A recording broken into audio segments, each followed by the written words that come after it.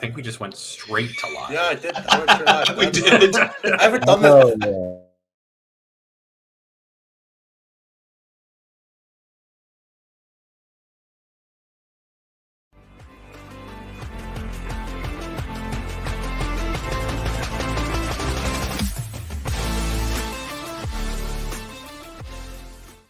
The main thing everybody should know is when I say I'll do it, everybody should question me. Hello, everybody, and welcome to Stat Check, episode 32. This is Interview with the Greater Daemon. I'm Innes. I am joined by Jeremy and Nathan, our perennial hosts, and also the Greater Daemon himself, TJ, self-styled Lord of Chaos. Nobody else called him that, but we're going to let him have it for this one. Yeah. Thank you for being with us, TJ.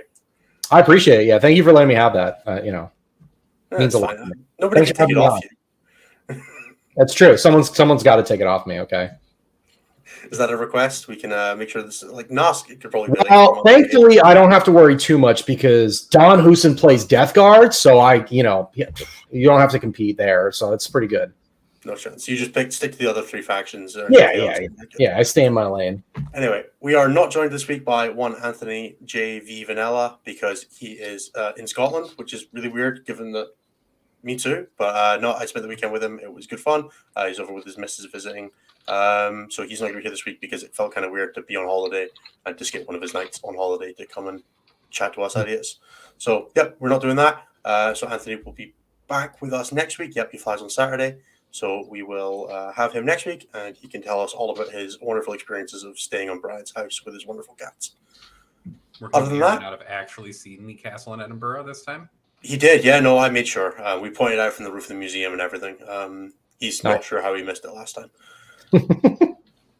How have you guys been? We'll start top left corner. Jeremy, how you been? I've been pretty good. Been getting ready, putting the last few details together for a GT that I'm running this weekend. Just finished doing list checks. Thankfully, no one submitted an illegal list. One person forgot to submit a list, which is always funny. And of course, in true, nothing ever goes perfectly well. My co-runner of the event revealed the lists half a day early. Hell yeah! How many you have signed up right now? 34. Nice. That's 36 with 2 drops, which is it's a nice size. The place that we're holding it in holds 40 comfortably, 50 butt to butt. So that number is just right. Nice. And it meets the criteria for an official event according to Goonhammer and StatCheck, which is it does. Good. Now, it's going to be a wild weekend this weekend with both the ITT and Cherokee going on. And then also someone has an event in Philly. Yep. All right. Nathan, what have you been up to? I can never do this right. I mostly have just been working, but I did get our Patreon TTS League ready, up and running and announced. So if you want to join a TTS League with just a whole heck of a lot of people in it, so you may end up playing Innes or Jeremy or actually even TJ. I think TJ's in it as well. We are. Yeah. I think Scary joined it too. Yeah, Scary's coming too, man. We're all going on the National Mystery Tour. Anthony's going to play too. So yeah, it's going to be good. There's like at least 40 people in it now. So if you join the Patreon, you can join our TTS League and possibly just get, completely and utterly annihilated by your. Or you can make one of us really sad on stream, which would also be funny. Yeah, also would be funny. Otherwise, I've been painting guard models. I've been playing Guard in a Crusade locally, which is probably not the nicest thing that I've ever done to anybody in my life. Didn't you also play Tyranids last time? I did. Yeah, there is a special place in hell for what you're doing to those people, man. So the thing is like I need the motivation like week to week to paint. Otherwise, I just don't get any motivation to do it. And it's not even about the games. It's because I get little points from our league for doing hobby. So what you're trying to say is like crushing the soul out of someone on a weekly basis basically gives you the drive to paint more of these models. You're like, man, if I had this guy painted too, I could beat you even harder than I beat you last week. You got to think. Most of us competitive players, we paint models for events. This is what Zero Events does to a motherfucker. Nathan's just like not going to tournaments. He's like just got to beat up on his local Crusade League. It's like this is what you're all being saved on by us going to all the majors. Is that we're not beating up our local Crusade leagues, and that means we're better people than Nathan. I definitely didn't take some +1 ballistic skill, reroll ones to hit Kasserkin, and then roll them at somebody. It wasn't the nicest thing I've done, but you definitely learn where like edge case units start to just become totally busted like real fast. Yeah, it's in the guard codex. You didn't have to go further. Yeah. You open it, close it. We're good. I got it, guys. Yeah, it's true. Other than that, I've just been painting those. I've been staring longingly at I do drink, Luke McCarthy. I do drink the tears of others for motivation. I'm glad you I finished. really should just be playing a Chaos Demons army based on that description alone, but I do not. So that's why. And making people sad with Crusade rules in order to help me motivate paint. How was your weekend, Ines? Yeah, it was good. It was really good, actually. So Anthony and Anna, Anthony's missus, are over in Scotland. So I went and crashed on Brian's couch for 2 days. I was meant to stay for a day. I stayed for 3. The wonderful ways of just keeping you there. I was like, no, you can't leave. I'm like, I guess we'll go drink more. So we did like a bunch of touristy stuff in Edinburgh. Saw the castle. Went to a bunch of nice bars. It was a good time. I can't complain. That means I didn't do much 40k. I played one game with World Eaters and went first into guard and had a great time. And then I thought about what would have happened if I'd gone second, and it involved a lot of sitting in my side of the board, being like, sure am scoring points. So I'm glad I went first. It was a lot more enjoyable that way. Maybe not for Chris, but that's not important. I saw the new Ant-Man and the Wasp film, Ant-Man film as well, which was fine. Oh, nice. It was fine. No complaints, but it could have been better. I feel like that's this entire phase, right? Like all the movies this phase have been like, it was okay. I think Shang-Chi was like the best one I saw. That was like, man, that was awesome. And then from there, it just went straight downhill. Yeah, Shang-Chi was like, this is going to be a cool phase, and then it wasn't. Yep. I was like, well, or not. That's okay. A whole bunch of movies that are like 6 out of 10s that would be like 9 out of 10s with like 2 tiny changes, and you're just sitting there like, I really wish they just changed that. That's been my general experience. This is why instead of Marvel movies, you go watch The Last of Us on HBO and watch like really solid entertainment instead. I mean, yeah, they do a great job. They've been doing great. Nathan, you have to remember, we play 40k, which means that we always choose the lesser form of entertainment. Like, there are other things we could be doing, but we've chosen this life. So Marvel movies and Star Wars is our law. That's... Just a little bit of suffering in every single fandom you participate in. I get it. You're not allowed it could be worse. You could be like a DC fan. He could be telling you about, like, I don't know, the new, Black Adam movie he watched or something like that. Yeah. Okay. So yeah, it could always be worse, guys. It could be like we could be Age of Sigmar players. Like there's always someone next door who's suffering more. But as 40k players, it's always a little bit like, what if I just gotten really good at computer games? That's the one that always sits in. I could be making so much more money. Yep.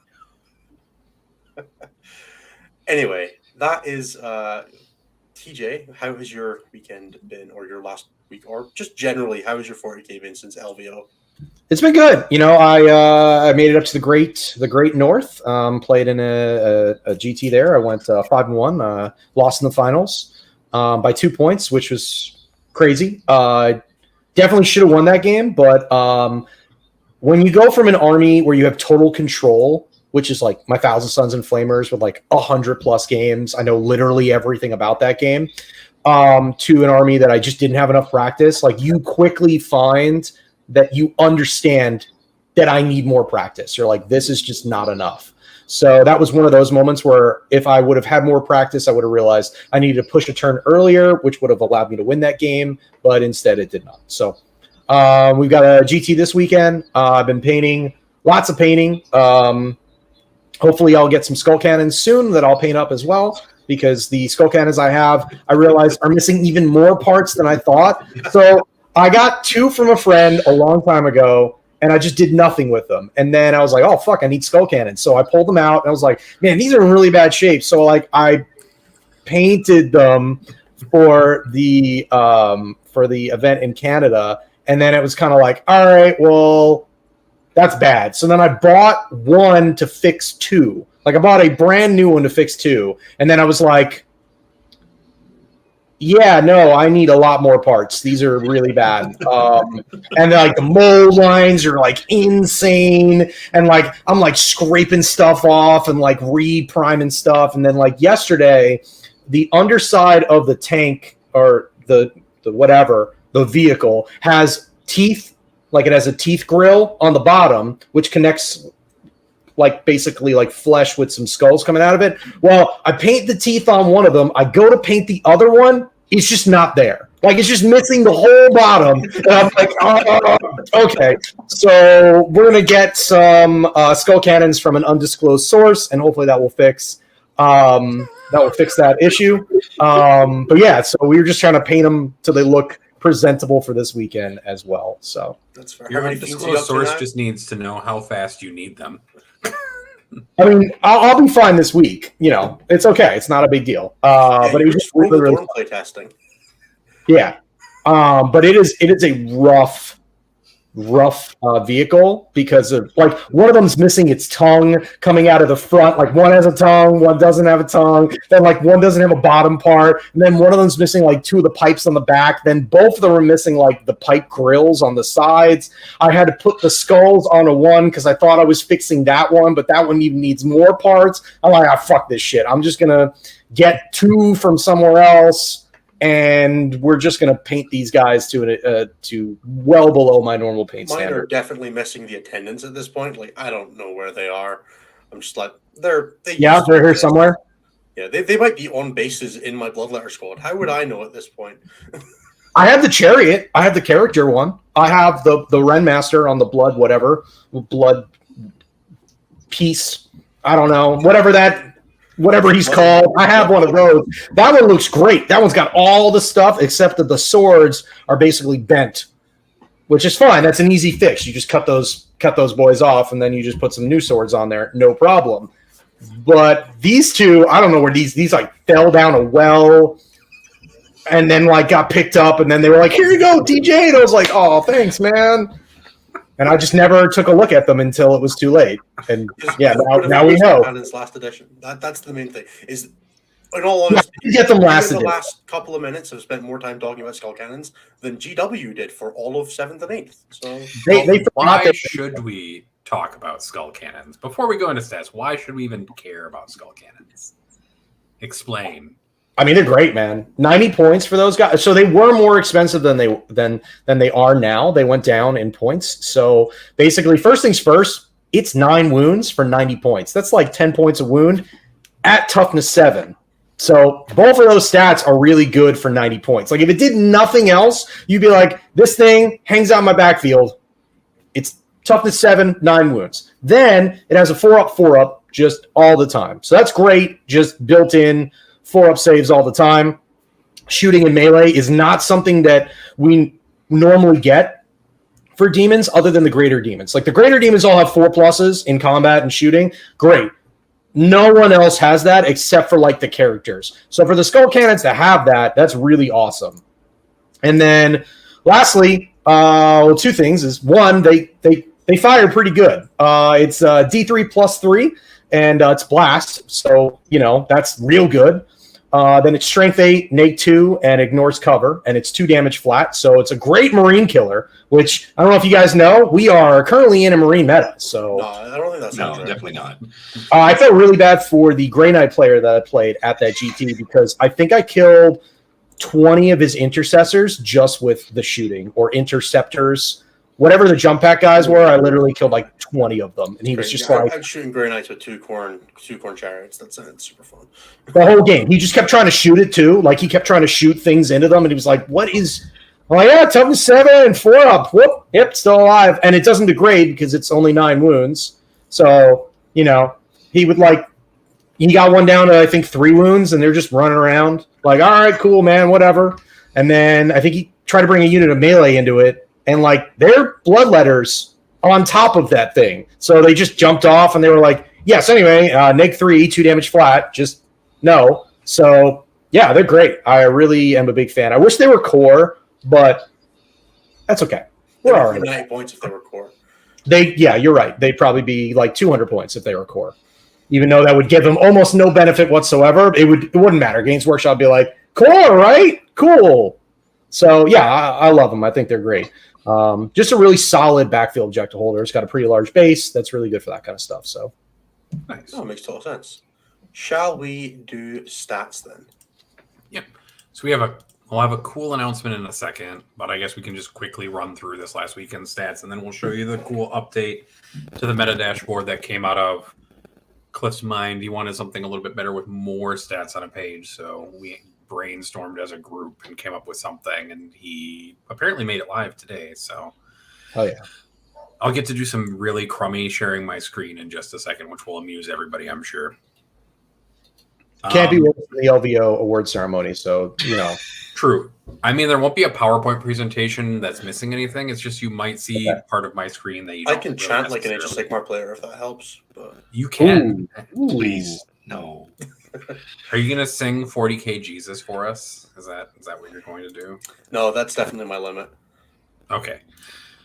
All right. For this last weekend, this won't come as a surprise. But 4 of the top 5 factions are Marines by performance statistics.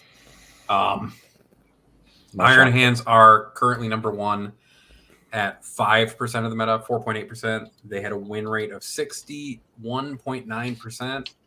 They won 2 events. They had 3 top 4s, 10 top 10s, and an overall overrep of 1.3, which means there's probably not a huge problem. There's definitely a problem there that needs to be addressed, preferably sooner rather than later by Games Workshop, because that number can only get worse if it's already 62%. Black Templars are next. There's not a lot of them, 1.8%, just 9 players over the weekend, 61.5% win rate. And because of their low meta representation, they have an overrep of 3.57, which is just ludicrous and not representative of at all. It's a reason why week-to-week statistics have faults. Chaos Demons are the top performing pure faction of the week, though. Hell yeah. Making up 4.4% of the meta. That's less than Iron Hands. A win rate of 59.4. 3 event wins, though. 4 top 10, top 4s, 9 top 10s, and an overrep of 1.95, which also is indicative of a problem.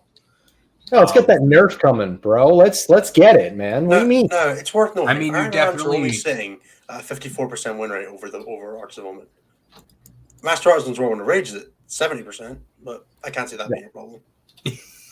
There's definitely other things going on, and some of the stuff that Innes just mentioned is something that you can do in the new dashboard version.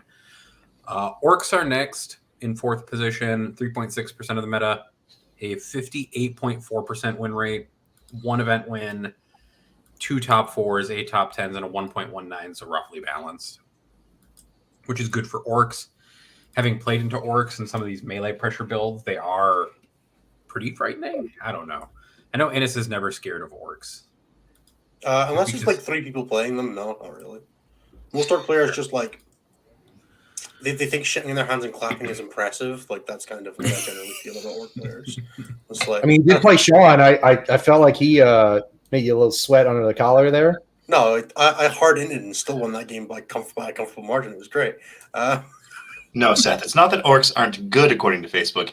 It's that the way that people want to play orcs isn't good because you can't play hordes anymore. True. That is also why Tyranids are bad.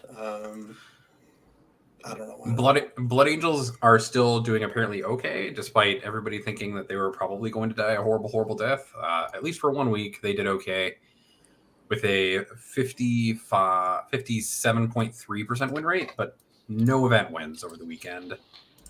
Gene Stealer Cult have fallen to just the 3rd place overall. Pure faction, 2.8% meta representation, and a 55.1% win rate, but no event wins. Accustomed to Toil, Cold Eye Killers, Industrial Opinion War Convoy has a 71% win rate, though, which I'm sure is fine. It's definitely fine. It's totally okay for us to have some sub-factions just with Harlequin-esque win rates. It's totally great. They just average 3.5 and 1.5 at a tournament across every player. Yeah, it's fine. No problem there. Yeah, I'm not sure this podcast averages that. No, I mean, Games Workshop wrote an article about it. They said everything's fine, guys. It's very early on, but there's no data to computate early on. They said these factions might be a problem, but we're going to not do anything about it now. We're going to wait a little while, see what happens. Mm-hmm. Guard is next, 7.5% of the meta. They finally have started winning events. They won 2 events over the weekend with a 53.9% win rate. and a 1.98 overrep with 7 top 4s and 12 top 10s. So it does appear that guard players have finally figured out that Born Soldiers may be good, and that there may be builds that they can build that will actually win events for a change, instead of everybody trying to do their good old artillery parks that they're used to with the Earth Shakers and nameplate engraved tanks. No, it's all about those thud guns nowadays.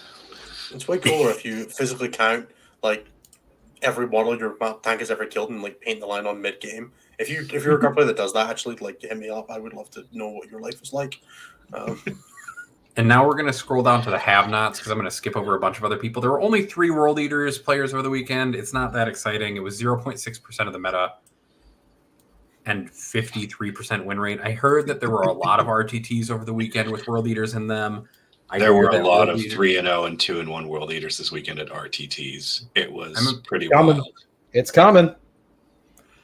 I definitely think that's an army that can just surprise people when it moves 22 inches right at you, and you're like, wait a second. I'm about to drown. As well. One bit of aside on the guard win rate. Born Soldiers sub faction has a 59.4% win rate right now. Mm-hmm. Perfectly fine. Yep. Totally fine. Our bottom factions are also mostly Marine factions. In fact, they're all Marine factions except for Necrons. Imperial Fist, Deathwatch, and Raven Guard kind of make up the bottom of sub 10 player factions with 25, 26.7, and 32.5% win rates for those Marine fundamentally factions. Flawed codex Space Marines. The duality of Marines. What about AdMech? Is AdMech somewhere down there? AdMech is actually in the middle now. They're for the weekend, 3% of the meta, 46.1% win rate. So they're not the worst faction. They got a single top 10 this weekend. That's something. AdMech are fine. AdMech are in the they're a little bit still in the sin bin, but 46.3% is fine. If you're a good AdMech player, you'll win more than that. The average player will lose a little more. It's fine.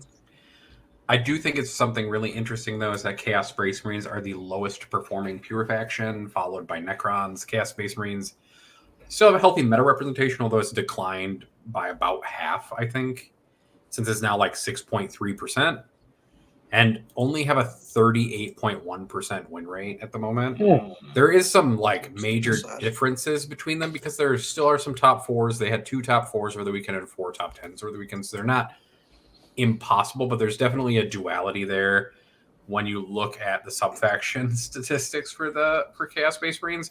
You can look at Emperor's Children, who apparently had a 35% win rate or something like that. I think that was where that's because Nancy doesn't play anymore. It's true. They've all abandoned him. Yeah, I think it's definitely. Sorry, Nathan, please. Go ahead, Ines.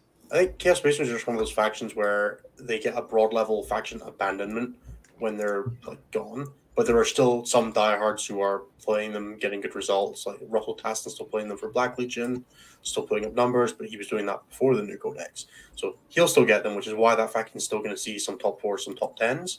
But overall, the people who are still playing that faction are either those guys who are few and far between, or people who just play Chaos Space Marines. And those guys are going to go for fun, and they're going to have a reasonable time, and their book's not great anymore. And that's going to drive the There's a bit of people still doing great because they've got a lot of experience, they're good players, and then the average level of the book is just not great anymore. Yeah. And then rounding out the bottom 5 performing pure factions, we have Necrons, Thousand Sons, Sisters, and then Tyranids. With a 42.3, 43, 43.8, and a 45.7% win rates, respectively. The only one who had managed to get anything into the top 4s was Tyranids. Tyranids managed to get 3 top 4s and 3 top 10s for a 1.89 overrep, despite the fact that they appear to be having kind of an abysmal time at large. Although they've also dropped to a third of their representation at peak. Yeah. So Tyranids have basically just been abandoned completely by everybody except probably Alex McDougall, although I think Alex McDougall is now playing Gene Stealer Cole. He definitely is, yep. Yeah, 100%. Nathan, do you want to talk a little bit more about the update to the metadata dashboard now? Oh, yeah, I'm going to do this thing that everybody loves where I share my screen. I love it, Nathan. I'm sure everybody's going to love this in just a second when you all I think everybody loves it because it's a break from hearing me talk. Oh, here it is. So we got an update to the metadata dashboard, which is going to drive me absolutely nuts. So as it says at the top, this was last updated by Cliff like this morning. He's made it a vertical scroll option so that on phones it looks a little bit better. So if you're on a computer, you're going to just have to scroll down a little bit. And what we've added here is we have factions on the side. You can click on these and it will isolate them out. Nice. So you have faction, win rate, overrep, and then player distribution. So that's the overall number percentage of the meta that each faction makes up. And then the really cool thing that I think everybody's going to love is that there are sub-faction win rates in here. So if you click on Chaos Space Marines, it will isolate out all of the sub-faction win rates for the time period that you're looking at.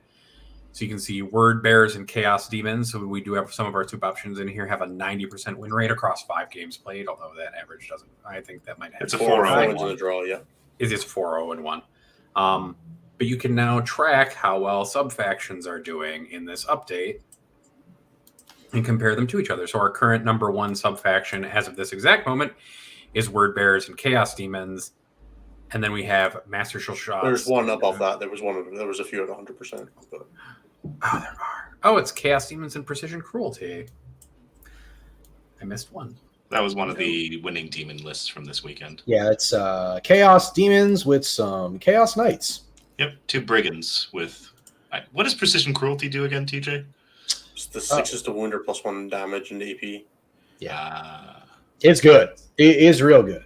It's got 100 apiece, but it's pretty good. The volume from brigands, that can turn into quite a bit. But yeah, this will be helpful, I think, for a lot of people. You can look at the different win rates here, and we'll break it down by sub-factions at the bottom, so you can click on different parts of this, and you can track all your fun stuff.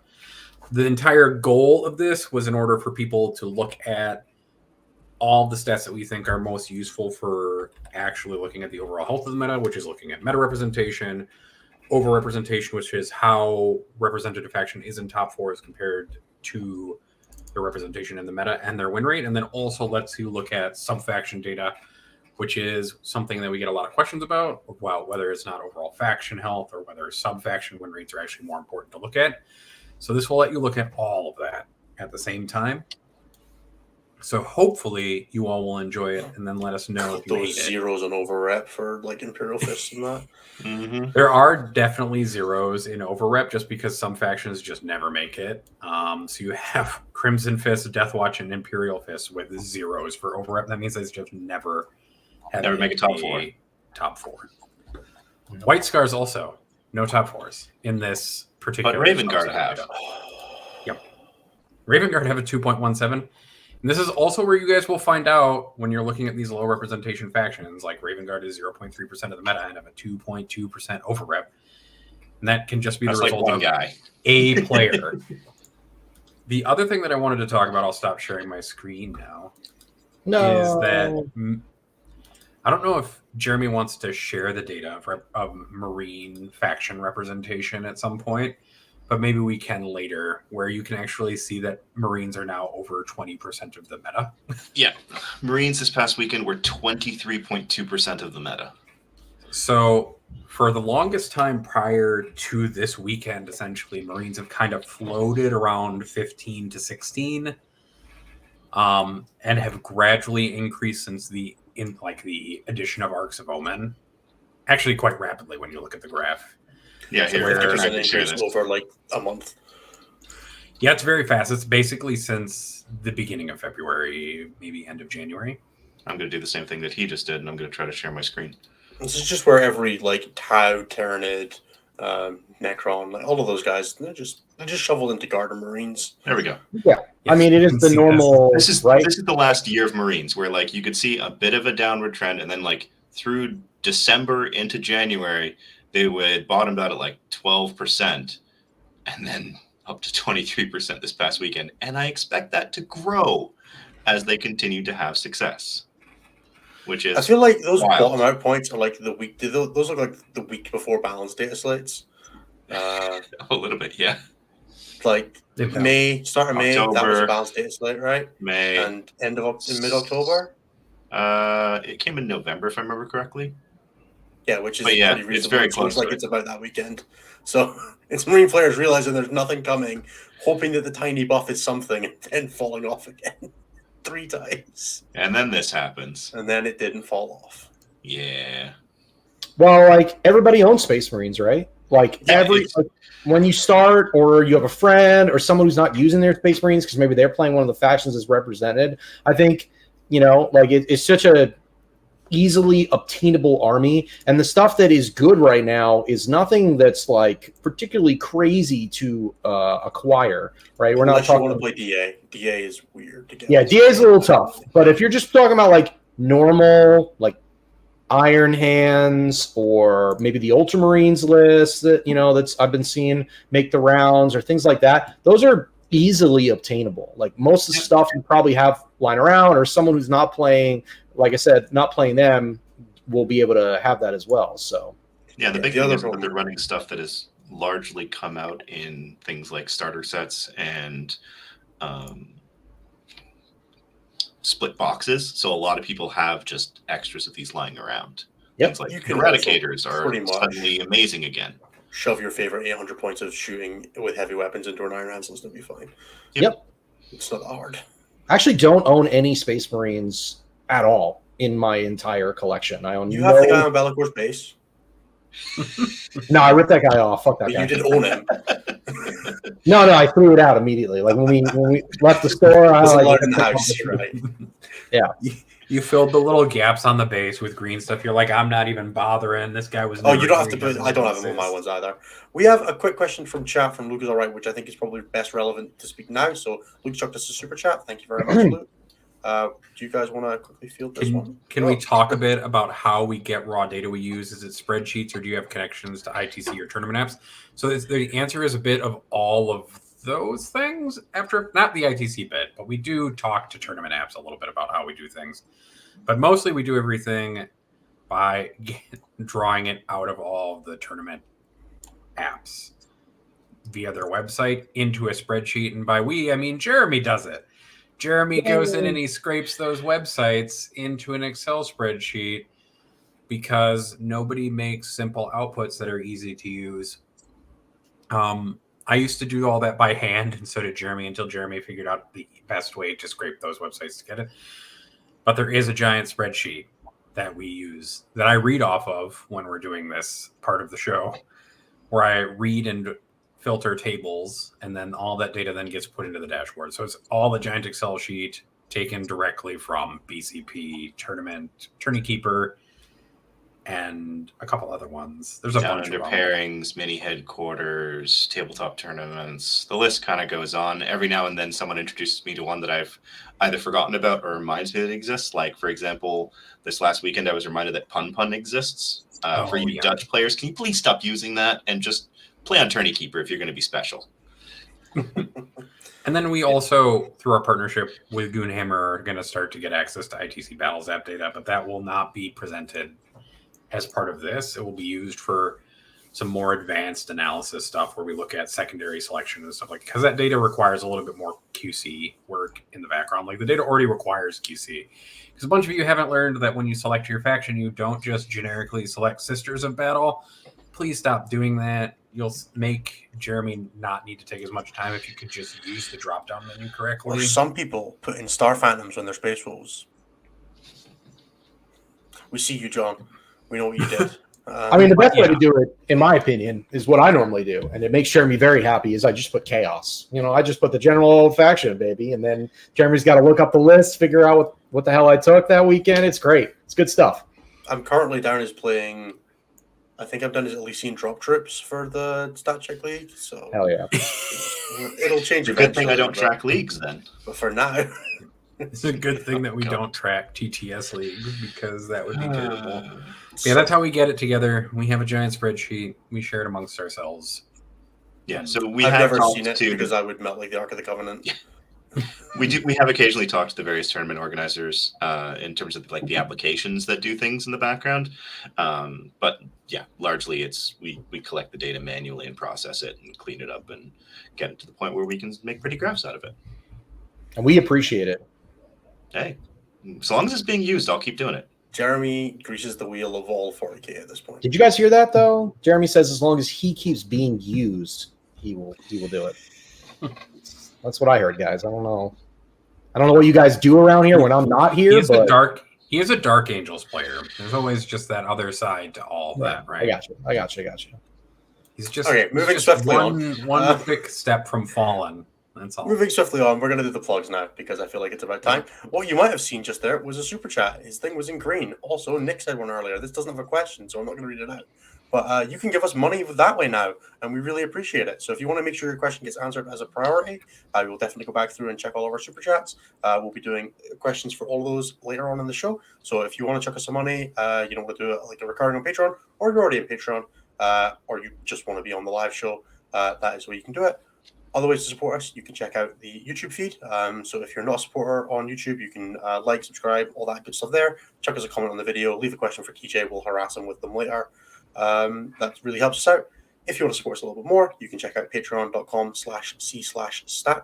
No, patreon.com/statcheck. I was so good at getting that right. Where you can chuck $5 a month to us to get access to our wonderful Discord community. That'll also allow you to enter the TTS League that's going to be starting up in a couple of weeks for us as well, which has over 40-ish wonderful people, including some really good 40k players and also Nathan. I mean, fair. Rude, but fair. I Yeah, also want to say on otherwise- that YouTube channel, we have a surprise for Dan. I'm going to upload all of that Science Lab ASMR that people keep requesting since that one time that I recorded an episode in the lab just once in our Discord. You need to run that one by us in the chat later. Oh, Oh, I've already said I'm going to edit It's a already 1-hour happening. version of it. Okay. Don't worry, it'll be unlisted. It won't fuck with the algorithm. Right, that's fine. Whatever. Otherwise, you can check us out live every Tuesday at 11 p.m. GMT or 6 p.m. Eastern Time, various other times across the US. Nobody 5 cares p.m. what time it is in Central. Australia. Thanks. So yeah, thank you very much. What we are going to do also is, TJ, do you have anything you want to plug? Yeah, I mean, I do have a Patreon. I do have a Facebook group, Lord of Chaos, nice and simple. We do videos going over everything chaos related. There we go. Yeah, something over here. Yep. We do weekly chats where you guys can come in and ask me questions. That stuff's all free. And then Patreon's just a cup of coffee every month. It's $5 a month. Get access to a whole bunch of videos that I do, and everything's archived, so you can go back and watch whatever you want as well. So, yeah. So once you subscribe to us, go and subscribe to TJ if you've got more to spend my money on. No, I kid. TJ does a bunch of wonderful stuff for the Chaos community and has been a bastion for them through some pretty rough times as far as having good players goes. So props to TJ. Before we had some flamers, it was real rough, dude. It was real bad. It was kind of funny how much of a joke that entire macro faction was. So it's probably for the best that they have at least a couple builds again. Other than that, the only other thing we have to plug is End of the Matrix and XM1, which are the other two shows on the network. XM1 will have a new episode out on Thursday this week. So as of recording, that's going to be about 2 days from now. That is Cliff and Tim. And I believe they're having Mitch Beard from the Sister Act 40K podcast on to talk all things Warhammer in some sense. And XM1 will have a new episode out about the ITT, which is coming out this Friday.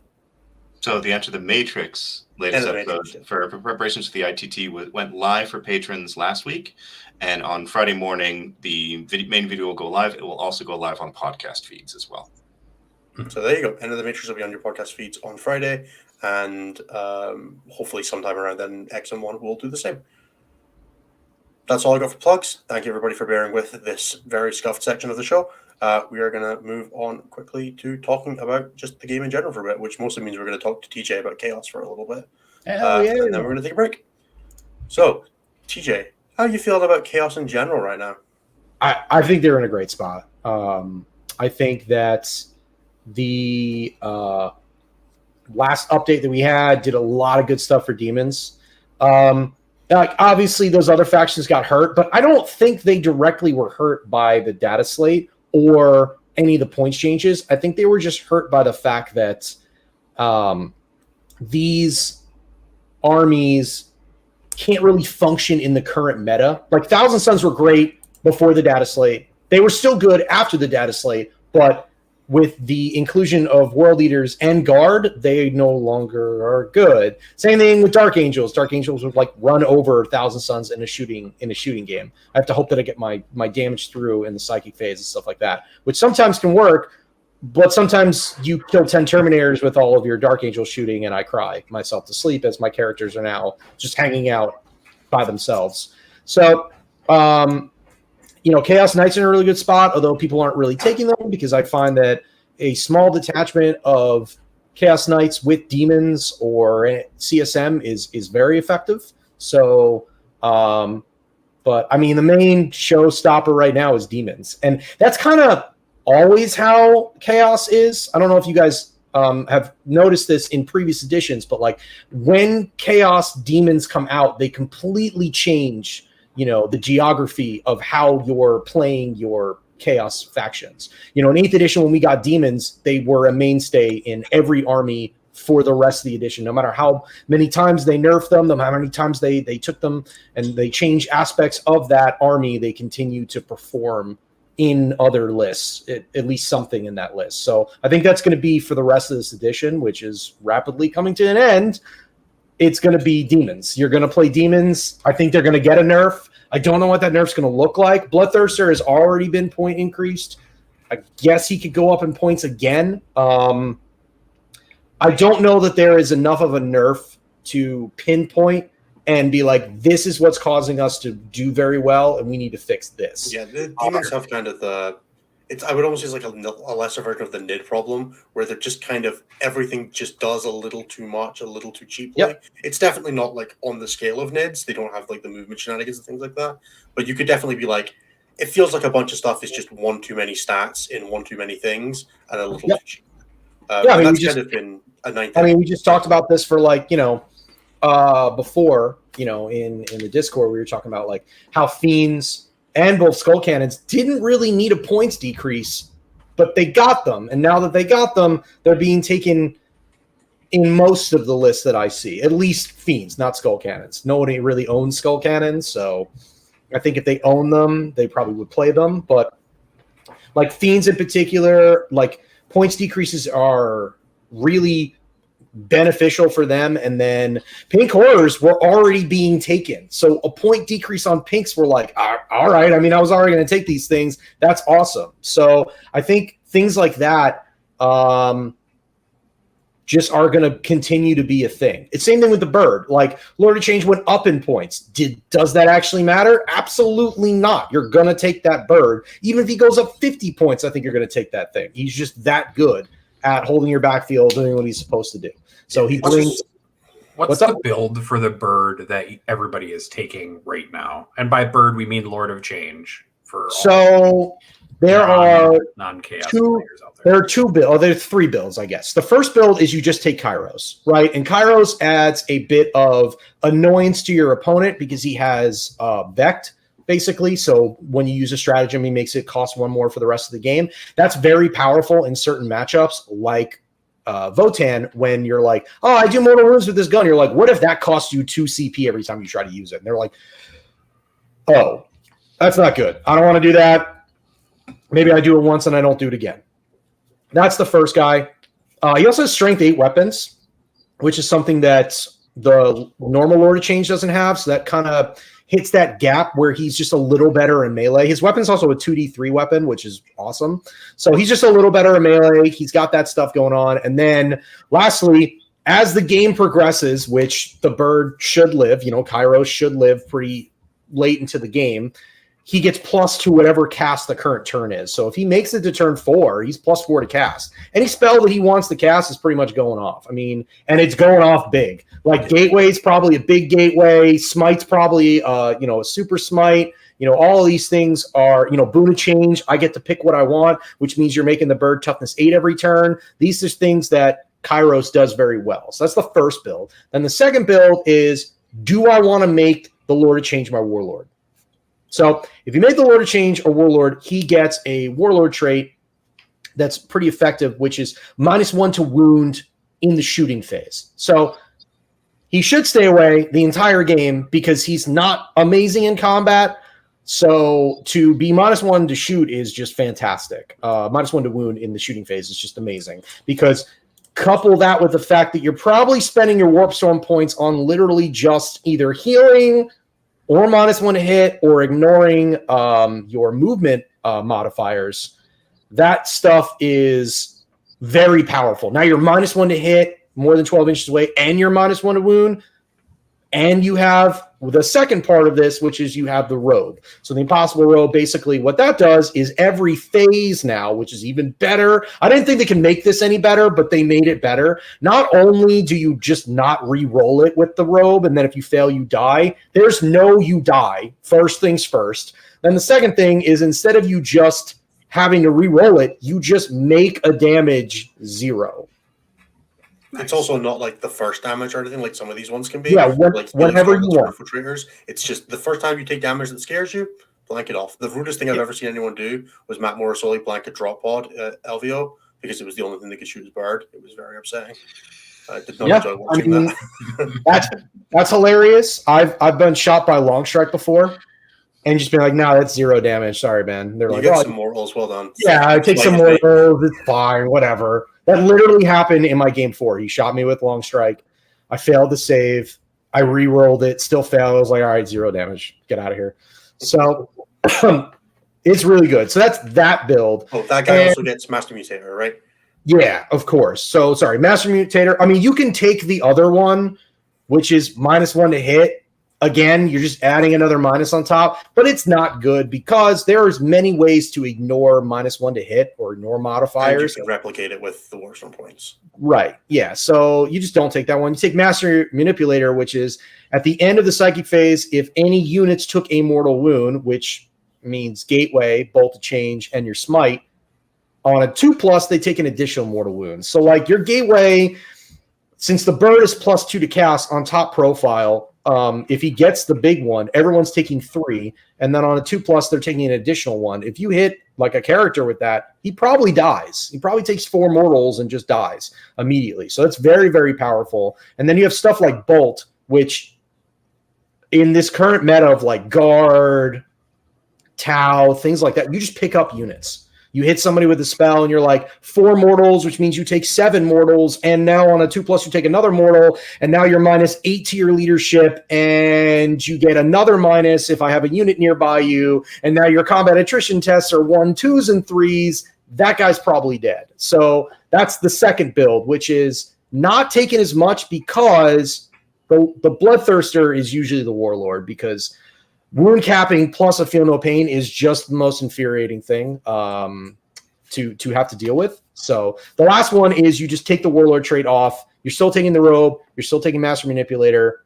And that's it. You know, he's just a normal bird. And then power-wise, you take, you know, Infernal Gateway, Bolt of Change, and then Boon of Change, which is the most important for you, which is roll your spell. If you roll a 9 or more, you get to pick what you want on the chart, which means you get to make your bird toughness 8, which is such a great threshold for you that you're going to try it every turn. And you start with a whole bunch of CP in most of the normal lists. So then for 1 CP, you just get to cast all your spells. And I mean your 3 spells plus the smite. So like you just get to cast spells. So it's real good. So yeah, that's the build for the birds. Yeah, and how do you find? So you generally run the Feel No Pain on the Bloodthirster instead? It's just too good not to take. There have been many times where someone has told me they're going to wound cap him, and then they just don't wound cap him, and that's a big deal because like if you don't get the threshold you thought you were going to do, then maybe it messes up the rest of your turn. When you're like, I'm going to do 8 in the shooting phase, 8 in the 4 in the psychic phase, and then 8 in the melee phase. And if you fail on 2 of those phases, well, now that's a problem. So it's a big deal. He's very annoying to deal with, and I love him. I think it's great. Plus, like, if we're being honest, like the -1, nobody wants to shoot at the bird unless they really have a way to deal with them, right? No one's ever like, I'm going to take a pot shot over there. This will be great. No. Yeah.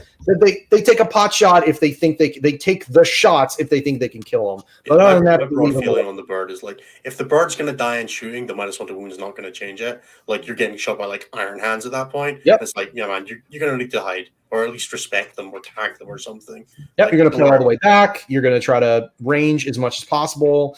You're going to, in the melee matchups, you're going to surround him with something that's going to be able to screen him from getting charged, things like that. But like the -1 to wounds really not going to help you that much, So that's been my feeling. It's also worth noting for anybody who's not familiar with Order Change, leaving it super far back isn't that big a deal because you have access to the Warp Portal stratagem to just pick it up and drop it somewhere nearby. So strong. So you can just have you can leave the Lord of Change in very safe positions. If you're playing with someone like UKTC where you've got the big L at the back, you can very comfortably fit a Lord of Change in there. And then when the coast is clear, Scarbrand and your Bloodthirster have gone forward, dealt with a couple problems, you bring the bird out, and now you have them rolling about in the late game, or Kairos the same way. And then they're coming out at +3 to cast. It's very difficult to deal with. I mean, he's also not slow. I mean, you're never going to want him in melee, right? So he's moving 12 plus a D6. And realistically, what you want him to do is pick up 1 unit a turn. Like a lot of time, the reason that he dies is people get greedy with him, right? They're like, man, that's 4 units for a gateway. That's going to be monster. But then he's just like 18 inches away from your opponent's melee, and then all of a sudden they move 12 plus a D6, and then he gets charged and kills. Like, the better way to do it is like, listen, I'm just going to pick up this unit over here, and that's it. Like, a good example is when I played Sam in the finals. Like, yeah, I could have gone to the middle of the table on turn 1, moved my bird, and then smited that way, gatewayed, and picked up a whole bunch of stuff in the middle of the table. But then I'm very close to him, and he gets to charge me next turn and pick me up. Instead, I just teleported him to the corner and basically just picked up a squad of Sanguinary Guard, and then I picked up his Death Company. So, like, I was just like, okay, I'm going to be all over here, and that's fine, because I'll pick up these 2 units, which gets rid of the threat, and now he lives for longer, because the longer he lives, the more mortals he does. Like, when he just goes in for a gasp, gets like, even if he gets 15 mortal wounds on that turn, he's going to die next turn. That's a 350-point unit. I need that guy. I really do enjoy him. Also, every time I've charged a bird into combat, it's like missed 3 times and wounded once. Yeah. I hate hitting on 3s with big monsters. It feels so sad. It makes you feel bad. Like, you're just like, oh, okay, I missed. Okay, sorry about that. So I resent myself for trying here. Yeah. So earlier, to move on completely different, you were talking about Chaos Knights being a really good inclusion into a bunch of different armies. What sort of different things are we seeing there for Chaos Knights? As TJ is in a wonderful position. There we go. So, I mean, like, you got your main stuff, which are Executioners, right? Executioners have been something that is, again, I feel like Chaos Knights, when the book comes out, they are included in a lot of armies. They just get kind of fit in armies. Now with this new Arcs of Omen, it's easy for you to fit those in there. So I'm seeing a lot of Executioners guard your backfield. They have a number of different good upgrades that make them powerful. Usually the ones that ignore cover are the ones that I was seeing before Arcs of Omen. But now you get to see what is that? +1 to hit against vehicles and monsters. That one's really good too because of the amount of characters as well, for what it's worth on that one. Yeah, so I mean, like, you're seeing a lot of stuff there. So Warp Vision is the one that ignores cover. That's that one. And then the other one is, man, I always forget this one. I think it's Worthy Offerings. That's what it is. So that one's really good.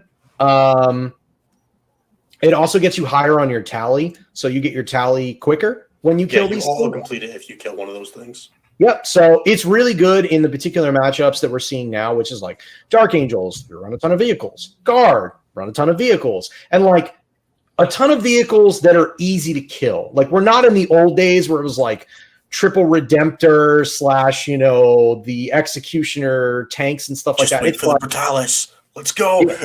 You're just picking up like a Sentinel or a Speeder, like easy stuff like that. It's very good in the NID matchup because a lot of the NIDs have changed over to big boys. NID matchup. I know. Hey, imagine teching for the NID matchup in 2023. Hey, Chaos are not in the best position where they just go to the table and win every game. We're not over here with GST or anything, okay? But so we got to take them when we can get them. But yeah, it's good into that matchup. It's good into the Grey Knights matchup because they have a lot of, their major damage dealers are those. They're usually characters. So they're big, Dread Knights. That's 3 damage is not what they want to see. That is not a good save for them. And they don't get Armor of Contempt anymore. So, that hurts. So it's good for there. It's good in the Demon's Mirror. So that one's really good. So executioners have a very good role for that one. And then you're seeing now, which is the +1 AP with 6s to wound, +1 damage. That's just really good for brigands. When you get them up to 2 damage for the chain gun, and then the Melta just gets even more damage now. It's very, very 5 for the Great Arthurian League matchup. That's what it's all about. Yeah, it's good for that. It's also good for again, the Dark Angels matchup, right? Like one of those Gatling guns, especially with 6s to wound, will pick up a speeder. That means that the Melta gun can go and pick up something else very easily. So a couple of those guys could just pick up like 4 of your vehicles or your bikes very, very quickly. And you're like, that was not good. And while the rest of the demon list is running up the table doing damage to you. So now you've got multiple targets you have to deal with. And they do have a -1 damage strat. That is another reason why these guys are very, very effective. So -1 damage for these guys is really, really good. Yeah, it makes them very hard to kill in melee for what they are. Like without hard committing but you got to go like through a demon's army to get to them, which is not the most fun thing in the world. Because there's a thirster, right? There's always a thirster. There's always a thirster. Do you find that like so if you were given the choice between like you're playing demons, do you bring in skull cannons? Do you bring in the knights? Do you bring in both? Like how much is too much shooting on that front? I don't think you need a lot of shooting for demons because most of our shit works without the shooting, right? So the most important thing I think for demons right now is staying in combat. Being able to stay in combat is the most important thing you can possibly be doing right now. So you either have to kill literally everything you see. So that's why you're seeing brigands and stuff like that. Because when Gar bring out your tanks, you're like, I'm going to send my 3 baby knights out. They're going to try to pick up 2 or 3 of these tanks. If I can pick up these 3 tanks, this game is now laughably in my favor because you're not picking up these greater demons without those guys. Yeah, you do mortal wounds, you casterkin, whatever. That's fine. I don't care because if I can pick up these things, I'm in a much, much better spot. So, and then the alternative is what I'm talking about, which is like, you got to stay in combat. So the tricks are, Scarbrand, Beast of Nurgle, things like that are very, very powerful in keeping you in combat. Because if Scarbrand runs up, right, punches something, then or someone else punches something for him, then he consolidates 6 inches and touches something. That's a problem, especially in like a guard matchup. You literally have no way to deal with him. There's nothing you're going to do. You can fire into combat with one of your units, but it's in combat with and stuff. So just grab a Russ and then they can't shoot you at all. Right. I mean, you're not really doing that much. And, 3d6 -1, or you could even spend Warp Storm if you really thought it was going to be a problem. You can make it -2 on your aura. You can add an additional for some Warp Storm points.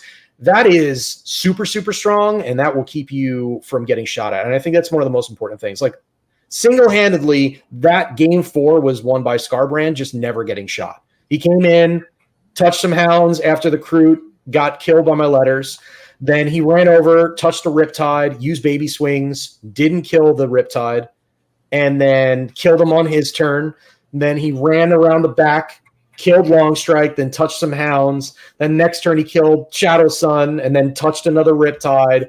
Just never got shot. I mean, it's just like that's how you win games with that. So I can honestly say that when Scarbrand has made his charges in these games, I have definitely won. Not to mention that Scarbrand ignores what you're hearing is standard units like a Scarbrand base plus 4 inches away from each other. Yeah, something like that. Or don't, and that would be great too. We don't mind. I don't mind. But it's very important. Also, like he fills a niche that demons don't have a ton of access to, other than Be'lakor, which is ignoring your invuls. Like he just ignores your invuls. It's very important because a lot of the time, when we were building lists in the other Discord, we were talking about like, what do we do when you play against the nightmare or the night matchup? Because that thirster isn't killing everything. That bird isn't killing a knight with mortal wounds. Maybe over the course of the game, he'll kill one big guy, but he's not killing it in one turn. So the thirster can only kill so many things before he dies. So you need someone else who's going to do it. And Scarbrand 100% will rip a knight off the table. Not even a thing. So.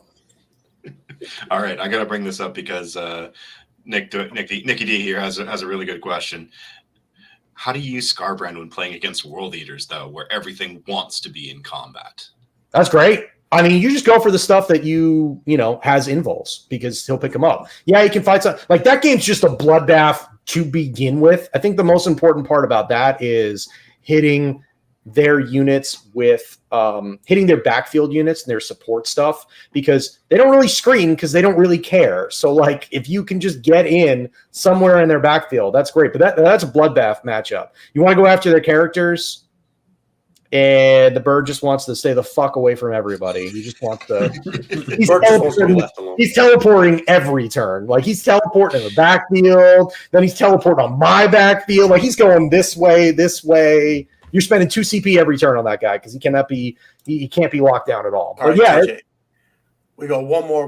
I want to hit you with. Since we did this last week, it's going to be a new thing. We're going to have to make this a new thing. If you're playing against Chaos Demons, what's the plan? So the plan with demons is very easy to play against them. It's just, do you have the power to do it?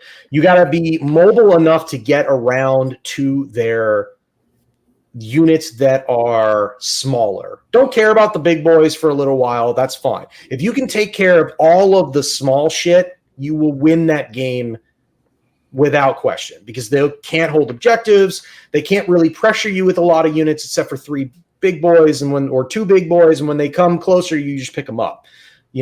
These little units, they screen for smites, they screen for charges and things like that. So if they're not alive, that hurts. And our backfield is very, very light, which is why the skull cannons are a great addition to the list. But previous to that, they kind of just my backfield was like pink horrors, please don't come back here. Yeah, cool. Like a beast or some demonettes or maybe some letters that I left on the table. So if you can clear those, you can win that game very, very quickly. We also don't have a lot of OPSEC. So stealing our objectives from us is something that is powerful if you have the ability to run up there and do stuff. Yeah, one thing I've always found with the demons from personal experience is that Bloodthirsters, Blood Machines are great. They hold one objective and they're one model. At the end of the day, if you can like feed them a unit and then stand on the objective with some other stuff so they can't heroic you, and then like that, you can definitely just steal the points from under them. Yep. And demons have good secondaries. They don't have like the best secondaries. Like Reality Rebels is fantastic, and the rest are like grab bag of what's good here. Nourished by Terror can be great, can be kind of feeble. I actually did not take it over the tournament, but funny story about that real quick. The first game I played against Custodes and he was going over his list. He's like, I don't really give up a lot. He's like, I think I give up like 7 for no prisoners and I think like 10 for assassinate. I was like, yeah, we're taking those. He's like, I'm sorry. You didn't hear what I just said. I said, I give up 7 for no prisoners. I'm like, yep, we're taking it. We're just going to kill you. So it's fine. Don't worry about it. I mean, that sounds pretty good. And they're like 7 points. I'm like, it's fine. It's not a big deal. We're just trying to score points elsewhere. So, all right, perfect, TJ. What we are going to do now, we don't have any more super chat questions, so we're going to call it there for that. We're going to take a break for 10 minutes. This is a bit that's going to get added at the minute of the show. We're going to grab a refresh on our water, give everybody a chance to step away. We'll be back in about 10 minutes' time to jump into show questions from the Discord, and then we'll be wrapping up. So thank you for being with us so far. If you're listening to the podcast, there will be a very short cut here. Otherwise, stick around in the chat if you want to ask us any slightly looser questions or hear us chat random garbage for a bit.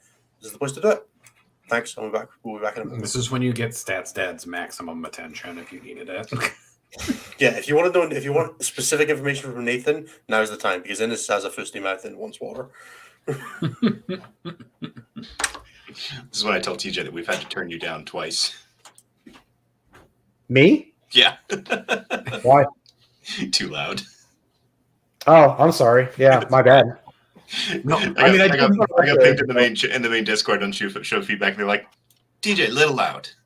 Yeah, that sounds about right. I mean, Ennis is definitely quiet, so I guess I could read the room a little better. But it's fine. It is fine. Oh, you got a message? That's so nice, Chris. Chris, yeah.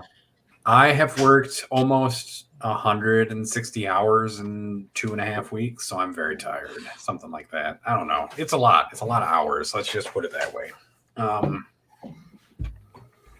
I dropped out of an RTT this weekend because I'm just so tired. That whole day of sitting in a room playing 40K sounded absolutely exhausting. Oh, that sounds great. Yeah. I mean, it sounds great. I'm just too tired for it. Yeah, I can't wait. I got an RTT this weekend and next weekend, and I can't wait. Yeah, I'm super excited. I need to get back to games. I think I have one this weekend, then I have a tournament next weekend. We're just hitting it again. So I'm so upset that Brian's borrowing my Iron Hands right now, and I have to play something else. Like all I want to do is board crimes with people, but they're out for the painter? Like the painter has them? no, Brian, like my teammate Brian has them. Oh, he's playing them. Yeah, he's playing them for ITT. Someone's got to do war crimes. It can't always be you. Just play GSC. They are the problem. Tom has my GSC, my other teammate. I've literally let away my 2 best armies right now. So what are you playing then? I'm playing Ultramarines, I think. Okay. You do demons? It's an RTT. Oh. I don't own Scarbrand, and I don't really want to buy Scarbrand because I'm not playing them for WTC. So, well, at least you recognize that you need a Scarbrand because man, I had so many people come up to me during that tournament in Canada where they were like, "He's bad. Why is he in your list?" And I was like, "Okay, well, I'm just gonna go over to." Tell you what, when you come third, you can tell me all about how you. I'm gonna go over my undefeated bracket. You just tell me how you're doing. Bye, buddy. Well, I had multiple people when we started, and Jeremy was there for one of them. Like he walked up and he's like, "Man, I really like your list, but like Skull Cannons and Scarbrand, like you just like corn a lot." I was like, "All right, like they're doing amazing. I don't know what to tell you. Like they were monsters the entire tournament." Yeah, that entire weekend, TJ would come up to me after a game and be like, the Skull Cannons, they killed 20 models this turn, this game. The first game, they killed like 4 custodians the first time they fired, and he was just like, what is going on here? And I was like, you gotta make your saves, man. I'm rolling 2. I don't know. Jack was so unimpressed with that. Yeah, he's not happy. They killed a bike too. They killed 1 bike and then a bike later on. They killed like 2 bikes and like four of his wardens. And he was like, okay, man, that's not cool. But nothing was worse than Ultramarines list. No, I'm not telling you because Chris is in the chat. Well, all right, we tried. I will say, TJ, that all this talking about demons and seeing all the demons lists in chat have made me start talking to one of my locals about potentially borrowing his demons army just for. They're just so much fun. They're so much fun to play. Like, forget all the shit where people are like, they play these broken armies and like they do, they're like, they're apologizing the whole time. Demons are hilariously fun to play because like you don't even know what's going to happen. You're like, all right. How did you move your models? Did you allow me to get a -2 leadership? Can I bring these guys in? Cool. I brought them in. Did I just fail a 7-inch rerollable charge? You bet your ass I did. We lost a round against England at Battle for Britain because our Scarbrand failed the 6-inch rerollable onto Silent King. Yeah. I almost lost that Tau game 4. I came in. I did all the good stuff. I had a proper plan set up. He got super lucky with his overcharge and not only killed a suit, but killed a drone to make the charge a 7-inch instead of a 6-inch. And then I just failed it, then re-rolled it, then failed it. And I was like, all right, well, that Thirster's dead. Don't worry, Scarbrand. You're just going to have to pull all the labor this game. So it's okay. But yeah, they're super fun to play. I really enjoy them. Back in early 9th, when it was like triple keepers was the list for a while. I was playing TTS and that was the first GT list I took, so I still have some of those keepers somewhere. Keepers. I wish they were good. I wish they were good too because there are some good alternative sculpts. I think I watched Jeremy buy one of the creature caster Queens of Ecstasy when we were in video, and it's just such an amazing model. All the named creators list that won that random American GT a couple 6 months ago.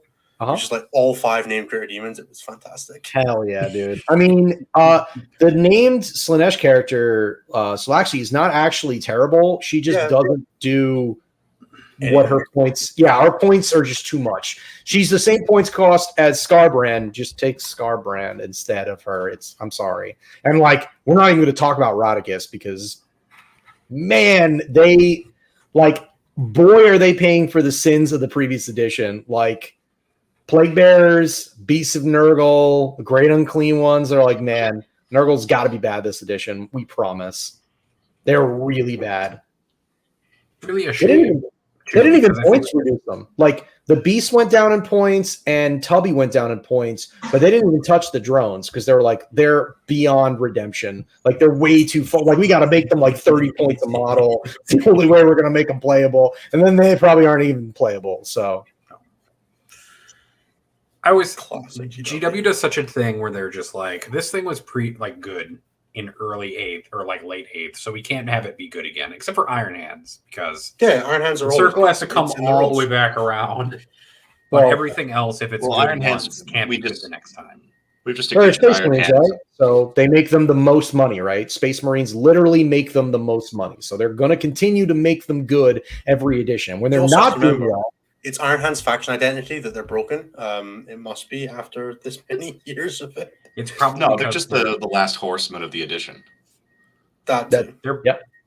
they're broken like their Primarch is broken. ooh, okay. Oh, good. Compensation Oh buffs wow, for, that was too far. Too far was saying that they're the faction. Shame on you, Nathaniel H. Henning. That was good. I do like have that. middle names. I'm just not going to let you know them right now. Also, Kelsey, I'm really glad that you're enjoying X and One. Cliff and Tim are doing an amazing job with that. I'm so excited to listen to that eventually. I don't know, man. I just don't feel like that advice could be less relevant to me as a person. So I mean, you with all of the time in the world and able to focus on whatever you want to, yeah, you can't really relate to the guys that have to like, I have this much time in the week and I get to spend it on that. Yeah. Do we want to transition back into the show then, Innes? We'll give it another couple minutes because we said 10 minutes to people, and people usually leave for like 5-10 minutes during that time. And I would hate to just abandon a bunch of people. Plus, I'm in the middle of a game of Marvel Snap, so give me a sec. Oh, sorry. Hell yeah, dude. Such a good game, man. I really the only thing I think they have to fix is the way they award things, because I would really like cards a little faster, please. Yeah, please. God, I'm still in pull 3. I'm still pulling pull 3 cards, and I play all the time, and I'm still pulling pull 3, and I'm like, all right, I don't want this title. Thank you. Please, can we not? I could really do with like, it really just needs more rewards for playing the game. Like, just like a credit for a win or something, like 5 credits for a fucking win is all The I would store need. should be bigger too. Like, they should allow you to buy cards. I know that people are like, let's play to win, but like, I mean, It should be play to win. That's the point of games. there should be an aspect to it. Like, they should have, instead of 1 card, they should be like 2 cards. That gives you a quicker pull around time. That would just add a ton of. Or if it was the same as the skins, where it was like three that go through, you could lock 1 slot every, Yep. and then you got them every 24 hours instead of every 8 hours. Yeah, And that'd be you could fun. still cycle through while locking a card or whatever. Because I've had Yeah. She-Hulk sat in my store for like a month because I'm still in pull 3. I'm like, never gonna get this card. I don't know. I'm just playing Magic right now because Phyrexians are the best faction Shame that's ever on existed. you! How dare you? Sorry, Phyrexians are the best faction. The lore is really All cool. time. I'm enjoying that. Bit. And the it's also cards not are so good. And so you got to snap, bro. I won 4 cubes. It was fun. Oh, okay. Arrow's kind of a messed up card. I've played a little bit of Snap, and I did think it was fun. I just found that the progression system was totally weird. Yep, it's buck. I was like, great. I feel like I've earned a card after playing this for 2 weeks. That So is pretty much how it works. Yeah. yeah, Jeremy, how many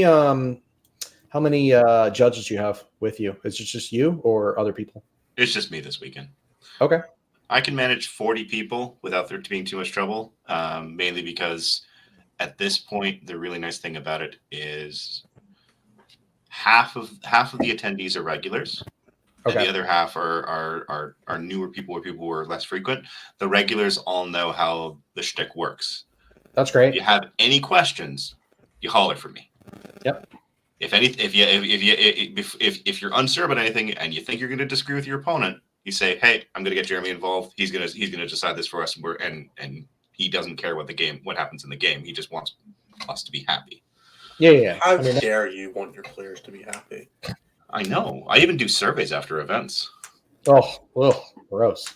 Yeah, Could you imagine going to a tournament and then get given homework? Ridiculous. Although I did do Frontline Gaming's one after LVO. I did do the LVO one as well. They might have deleted that one, but I sent it. Okay, guys, they got it. It just got directly piled into the shredder along with mine, but that's fine. We can make some collage art with them next year. Yeah, We'll just do a bird song and we'll make like the not LVO tournament somewhere. It's the same weekend. It'll be great. All We'll right, do it in the UK or EU. Yeah, we'll do it in Iceland, so it's close for everybody and expensive for everybody. All right. All right, let's go back to the show. All right. So Question we're going time. to just shut up for like 15 seconds so there's a clean cut for Jeremy.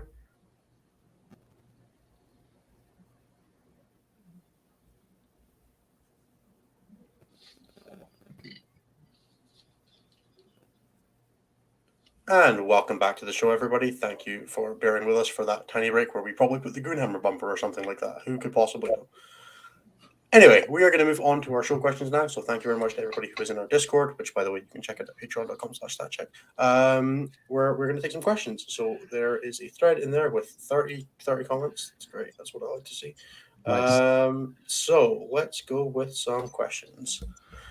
I'm going to skip anything that's like specifically WTCE because bleh.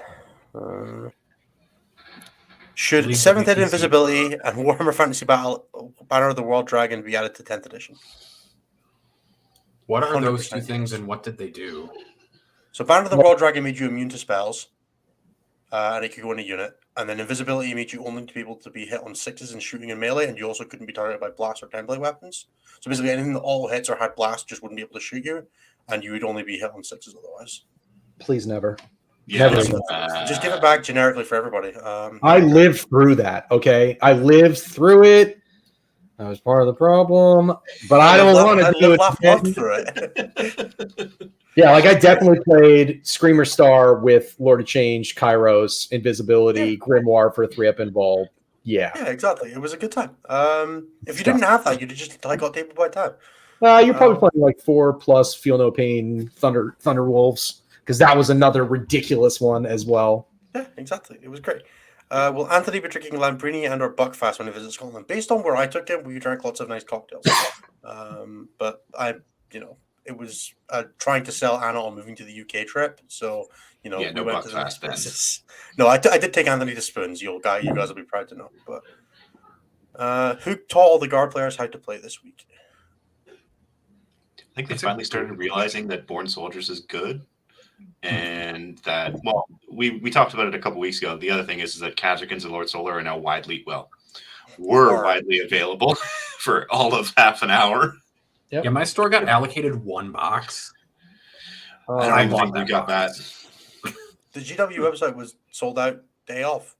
Yep. I mean, a lot of stores only got allocated 2. Plus, Station Forge has come out with some great miniatures for some weapon teams, for everybody who, of course, just uses them in their home games and definitely doesn't bring those to any tournaments. Those guys look great. Was there not something vaguely in the hobby news that GW is not doing restocks this week? They're just doing new releases. So there's been some things going around there. I don't exactly know, but there's been enough posts about it elsewhere that apparently stores are being instructed that they are only going to have their pre-orders fulfilled and new releases fulfilled, not restocks, which is, I'm hoping, not true, because that's problematic. Yeah. And especially with the timing, because we also have the GW price increase in 3 weeks time. I wonder if those two. So I wouldn't be surprised if there were a whole lot of stores that had cash available. They're like, we're going to beat the rush and we're going to grab as much as we can before the price increases on trade and then benefit from it. Yeah. And they're like, no, actually, let's not, and say we did. Yeah, instead, F you. Okay, we have a question from Grant. What's the ratio of Angron lists to non-Angron lists for World Eaters? So there were 3 new World Eater lists this weekend, and I'm going to be tracking these real closely because they're always fun. They went a collective 8 and 7, so they have 53% win rate, and all 3 of them had Lord Invocatus as the Warlord. Good lads. Now, this weekend, at the tournament that I'm running, there are 2 World Eater players. One of them is running Lord Invocatus. One of them is running Disciples of the Red Angel.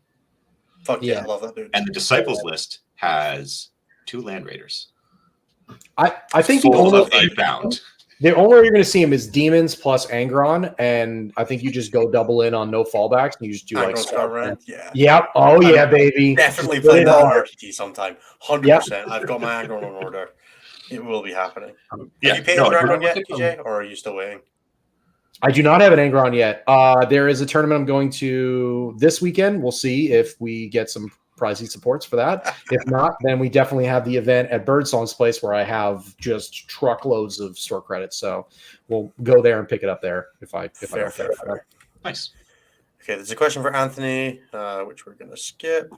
Thoughts on Leagues of Votan in Arcs of Omen, sitting at 46% win rate for Ymir and Great Arthurian League. Seems stronger to Custodes, but the matchup seems bad into GSC Marines. Any potential to improve these? You two are both Votan players. Talk about the boring faction for a bit. I don't think there's a really good way to improve either one into GSC or most Marines, because Marines are just gonna are fast enough with the land speeder list that they're just gonna hem you, and most of your units don't have fly except for bikes. So if they move block you, they can stick you in a corner and then take the board, and then you're kind of stuck.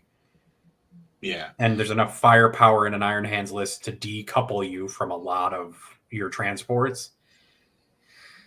That's the big problem right now. The numbers aren't necessarily showing it, but my opinion is you kind of have to run Ymir just because of how many goddamn Meltas there are out there. 100%. To quote Anthony, Space Marine builds are rats with melta guns right now. It's great. Yeah. Dude, but wrong. You can at least build for GSC, right? Because you have you have intercept stuff, right?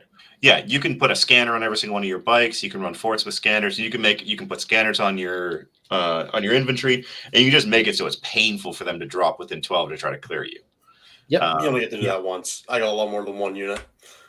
Yeah, you can only do it once, but I mean, if you can pick up a 20-man neophyte unit, you can pick up a 20-man neophyte unit and maybe balance things out a little bit. Yeah. But usually, if you're doing that with bikes, those bikes then just die. Yeah, and can your Terminators get it too? No, Terminators can't. No, You they want can't the have a 12-inch.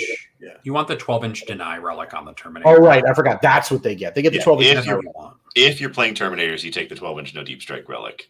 Maybe that's what you guys start to do. You take both. You take a scanner and you take the relic. Terminators go across the backfield. They block out your backfield, and then bikes go in the front with scanners and prevent your opponent from getting close to you. And that's kind of how you have to play. It still doesn't help you in the Space Marine matchup, but at least it helps you in one of the things you just said. Doesn't help you in GC either, because those bikes don't win the bike fight. So it's true. Yeah, the bike fight is a real problem. Also, scattering with a fort is real sketch if the GSC player gets to decide what your closest model is, and you just start beaming yourself. That's good fun. This is why you stop running options. The beamers and you run bolt cannons. Stop running forts. Run 50 bikes. Yeah, the forts are starting to become a liability. Oh, yeah. Run 25 Berserks and 5 Sagittars. All right, Anthony. I thought you were taking a week off. All right. Tim asks, how do you prep for an event if you can't logistically arrange any practice games? TTS? I think like any practice games at all.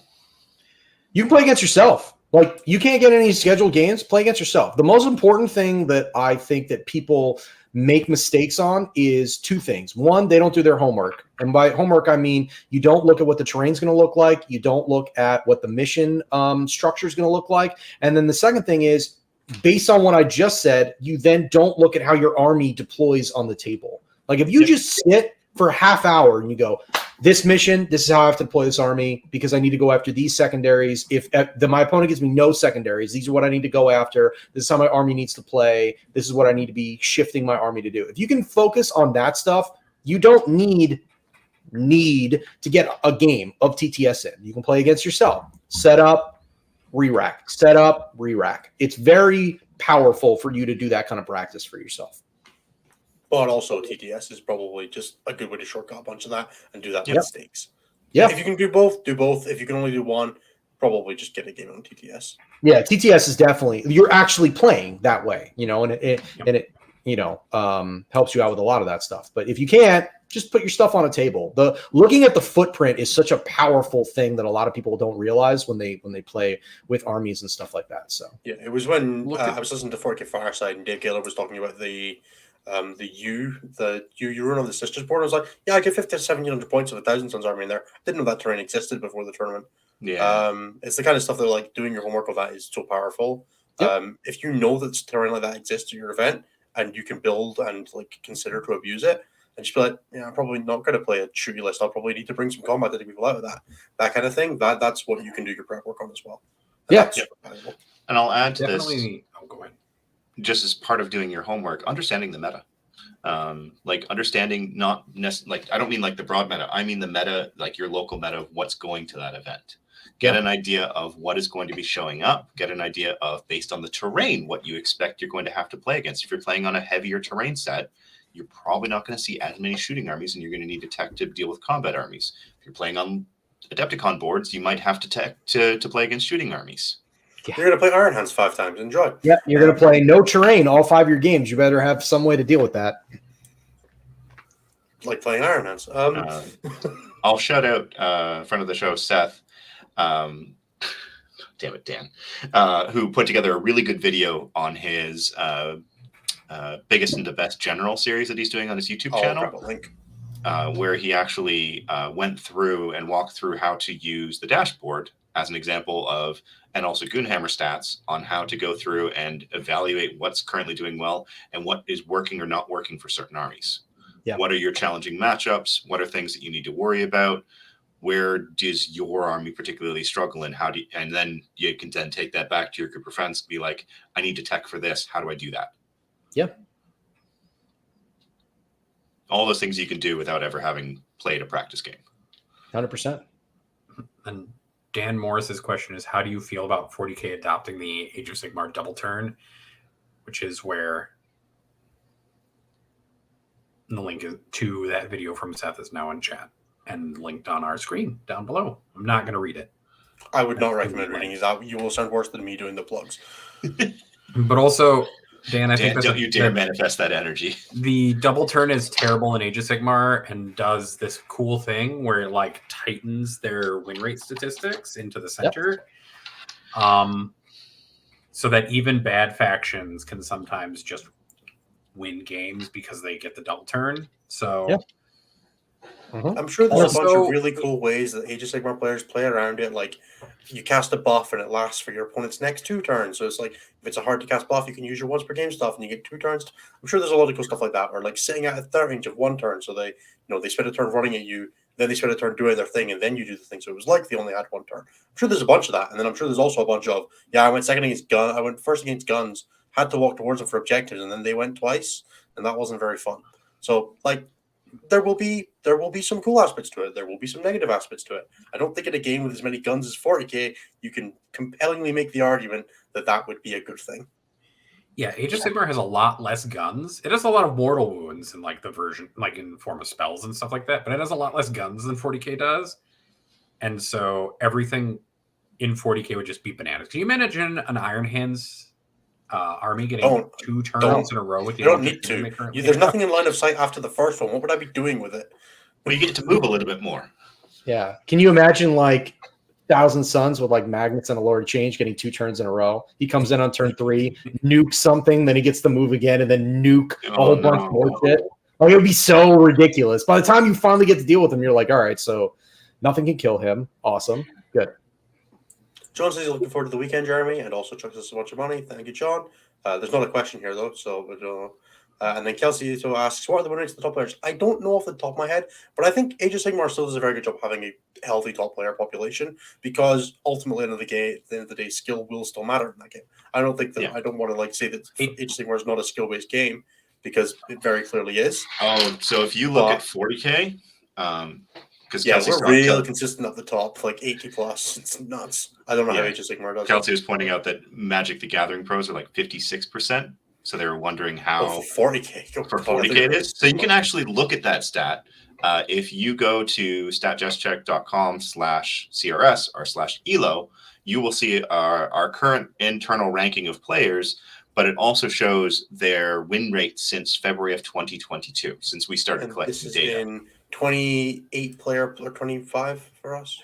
25 plus players and 5+ round events. So it doesn't include RTTs because things get really weird. And GT level events, so like big tournaments, you can assume that most people's win rates are significantly higher than this across all play or across all event play because RTTs and team events are very good at bulking this up. But just to share a few numbers, Mike Porter, currently the number 2, who was number 3 in the world last year, is sitting at a 96.7 event win rate in tournament play. That's across 60 games. TJ Lanigan is sitting at an 85.4% win rate across 89 games at the GT level. I do play a lot. 87 for me with an 86.8% win rate.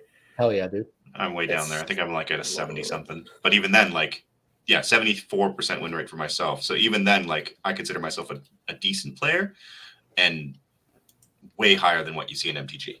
The biggest problem with it is that because we play so much fewer rounds, the Swiss pairing just doesn't kick in until like round 3, round 4 best, and then at the bigger events it can be like much later. Whereas in MTG you're playing like almost double and triple elimination. Like you can go like 12-3 and still make top pro tour pretty reasonably. Like 12-2-1 guarantees it, I think, is usually the metric. So like you get so much more leeway in those, and then that's also you're talking about matches rather than games. Whereas 40K is they're playing single elimination at the end of the day. It's self-correcting. Longer games. Yeah, exactly. It's definitely I don't want to say it's a problem, but it's a quirk of the system that would be better if it didn't exist. It would be much better if we could play twice as many games in an hour and a half. Oh yeah, because you would be much more self-correcting. We could play events where you have like, the top player drops 2 games when goes to like 8-2 and wins a tournament. It's a much more interesting and it's much better correcting for long-term skill. It's also less stress, right? I mean, shit. You could just drop a game and be like, yeah, I'm still gonna make it in the top. Like AOS is just like that, where they're like at LVO. At the championships, they're like, oh, yeah, I dropped a game, but I still made it in the top cut, and I still got to play after that and still get to play a game. Like, that never happened in 40K. Some of the, like, 170-ish player, like, 8-round tournaments, you can definitely, like, I came third at Coventry with 7-1. There was only one guy who went undefeated, and Mike definitely could have dropped his last game and still won the event. So, like, I think it's partly a problem of just population in 40K. Our events are too big. I don't think the event size that we play is healthy. Like LVO should just have one more round than it does. You should just have one more round than the minimum number of players. Yep. But nobody wants to play 7 to 10 rounds of 40K, so we don't. Yeah, and that's why we were talking earlier about the event that I have this weekend. It's actually a really nice size. It's 34 players. We're probably only going to have one undefeated after 5 rounds. The bigger events are fun. Like it's great to have all of your friends come out. It's great to see everyone. It's great to have the big crowd playing. But when it comes down to it, and you need, a good example of that was Stutter Snotling just 2 weeks ago. There were 128 players. We had 6 rounds, and we still had 2 undefeateds. Yeah. And there was at first a talk of doing a round 4 on Saturday night for the undefeateds to filter down. Actually, our own shadow round. Personally, like my favorite size event is like 50 players, 6 rounds, where there's enough players that it's like it feels like a big event, but there's also not so many players that like if you can go 5-1 and win a 50-player 6-round tournament, and I think that's cool. I think that's useful. I like that it just gives you, you drop your early round to like the guy who ends up finishing 3rd, and you smash all your next opponents. Like it's cool. I like that. Yeah. There are issues into it with like pairing metrics and placing metrics that cause other problems, like do you play differential, do you play win path, do you play battle points? Like it kind of sucks, I lose round 1, smash my next 5, like what Francois did at Sutter Snotling, scored like 580 something victory points by playing in the Excellent bracket for his entire run up, and then you go, you win your first 5 games and then you lose your last one to a guy who paired up because there was no one else undefeated at that point, and then you drop down to 2nd place, and it's like, yeah, it sucks, I get it. But there's always going to be trade-offs in formats like this. You could do like whole episodes, and people have done whole episodes about tournament formats. So I think we should move on. Yeah, I just want to do shout out Nicky D again, talking about the Nova format, where if I remember correctly, you split into pods after the first 5 rounds. 4 rounds. 4 rounds. It's the same as the GW Open. 5th round is the new, and they just actually recently, 3 years ago, they moved to an extra game on top of the game. Yeah. So I think you play 8, and you play 9 now. It's insane.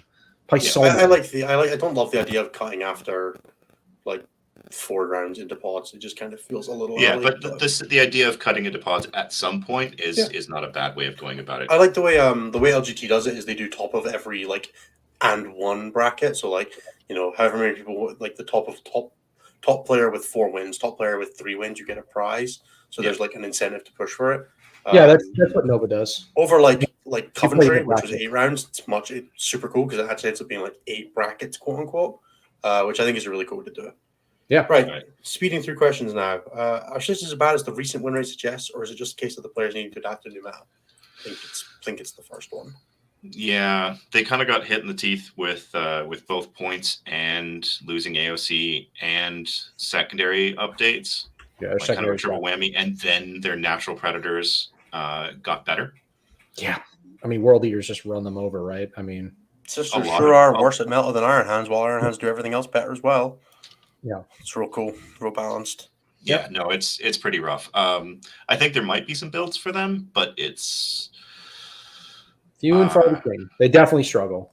Yeah, I know Mitch is trying to pull Valor's hard build at ITT this weekend, so excuse me, power to him. I hope he does great. But, yeah, guard do them no favors either. I mean, mortars just shred anything that would even do anything to their army. Yeah, that's why Mitch is running 30 Valor's Heart Sacrosancts. Hell yeah, because they're still they're one up saves these wars and cover. Yeah, man! Can't touch this. Mitch is my hero. Yeah, I'm gonna sit here and I'm gonna leap of faith, and I'm gonna get my points, bro. Right. Tom H asks, how much effort do you guys, minus Anthony, put into making sure the army is WYSIWYG? I think it depends. A lot of people currently ripping doors off of land speeders to make them WYSIWYG because they had Typhoon launchers on them, so fairly frequent. I'm in Jeremy's boat until the weapon falls off, and I'm like, I'm not going it back on. It's just going to break again. So like my land speeders are definitely missing. One of them is missing a multi-melta, and one of them is missing an assault cannon. I don't care. Like that's my level, but like, and I didn't build my intercessors with the right guns. Oh, but no, other than that, guns are. Like I will try my best. I do crazy conversions, so like I don't. Yeah, the real cool. Play, like demons and chaos, right? Yeah, I play chaos stuff, so I try to keep it. I try to make it look like it's supposed to, but hey, like my Lord of Change, that creature caster model definitely does not have a sword. That is definitely not what that is, but it is a sword now, motherfuckers. Like we're just doing it. There are some armies you just get away with as well. Like my GSC is all WYSIWYG, and I promise you, no one can tell. Yeah, nobody cares about demons. They're like, yeah, that looks like a Lord of Change. That's cool. Yeah, same with my Nids. Like all of my guys do not have adrenal glands. They definitely all had adrenal glands. Like WYSIWYG only matters if you're playing Knights or Imperium or Space Marines. Really, I honestly think that WYSIWYG only is important if your opponent is doing something shitty. Yeah, like, if you're stickler about it, that's how it's rolled off. Like, if you got bikes and they don't have the proper weapons on there, they have, if I don't know, custodes had, instead of spears, they had swords. If your whole army had spears, I'd be like, yeah, that's a little weird, but hey, as long as everyone has the same profile, I don't care. But if you're like this squad spears, but this squad swords, and everyone's got spears, I'm gonna be like, man, please. Yeah, at least have squad. This one sergeant's actually got a combi melta. It's not marked. He's in whichever rhino's closest to you this turn. If your army, if you're WYSIWYG, you need a way to mark out shit that's weird. That's just the rule. Like, if your opponent is stops when confusion stops, If I can tell what's going on, I don't give a shit what your guys are armed with. I'm not gonna look down at the underneath of your fucking custode spikes to see if they got salvos or hurricanes. No one cares. But if they're riding horses, I want to know what's up. Right. Yeah, Kelsey, main thing, they don't change mid-game. That combi melta was actually a combi plasma. Yeah, sorry about that. I actually misread my list in game 4. Sorry. What's it like killing 24 sanguinary guard on accident because your opponent is a noob? Pretty good. You probably feel really, really good.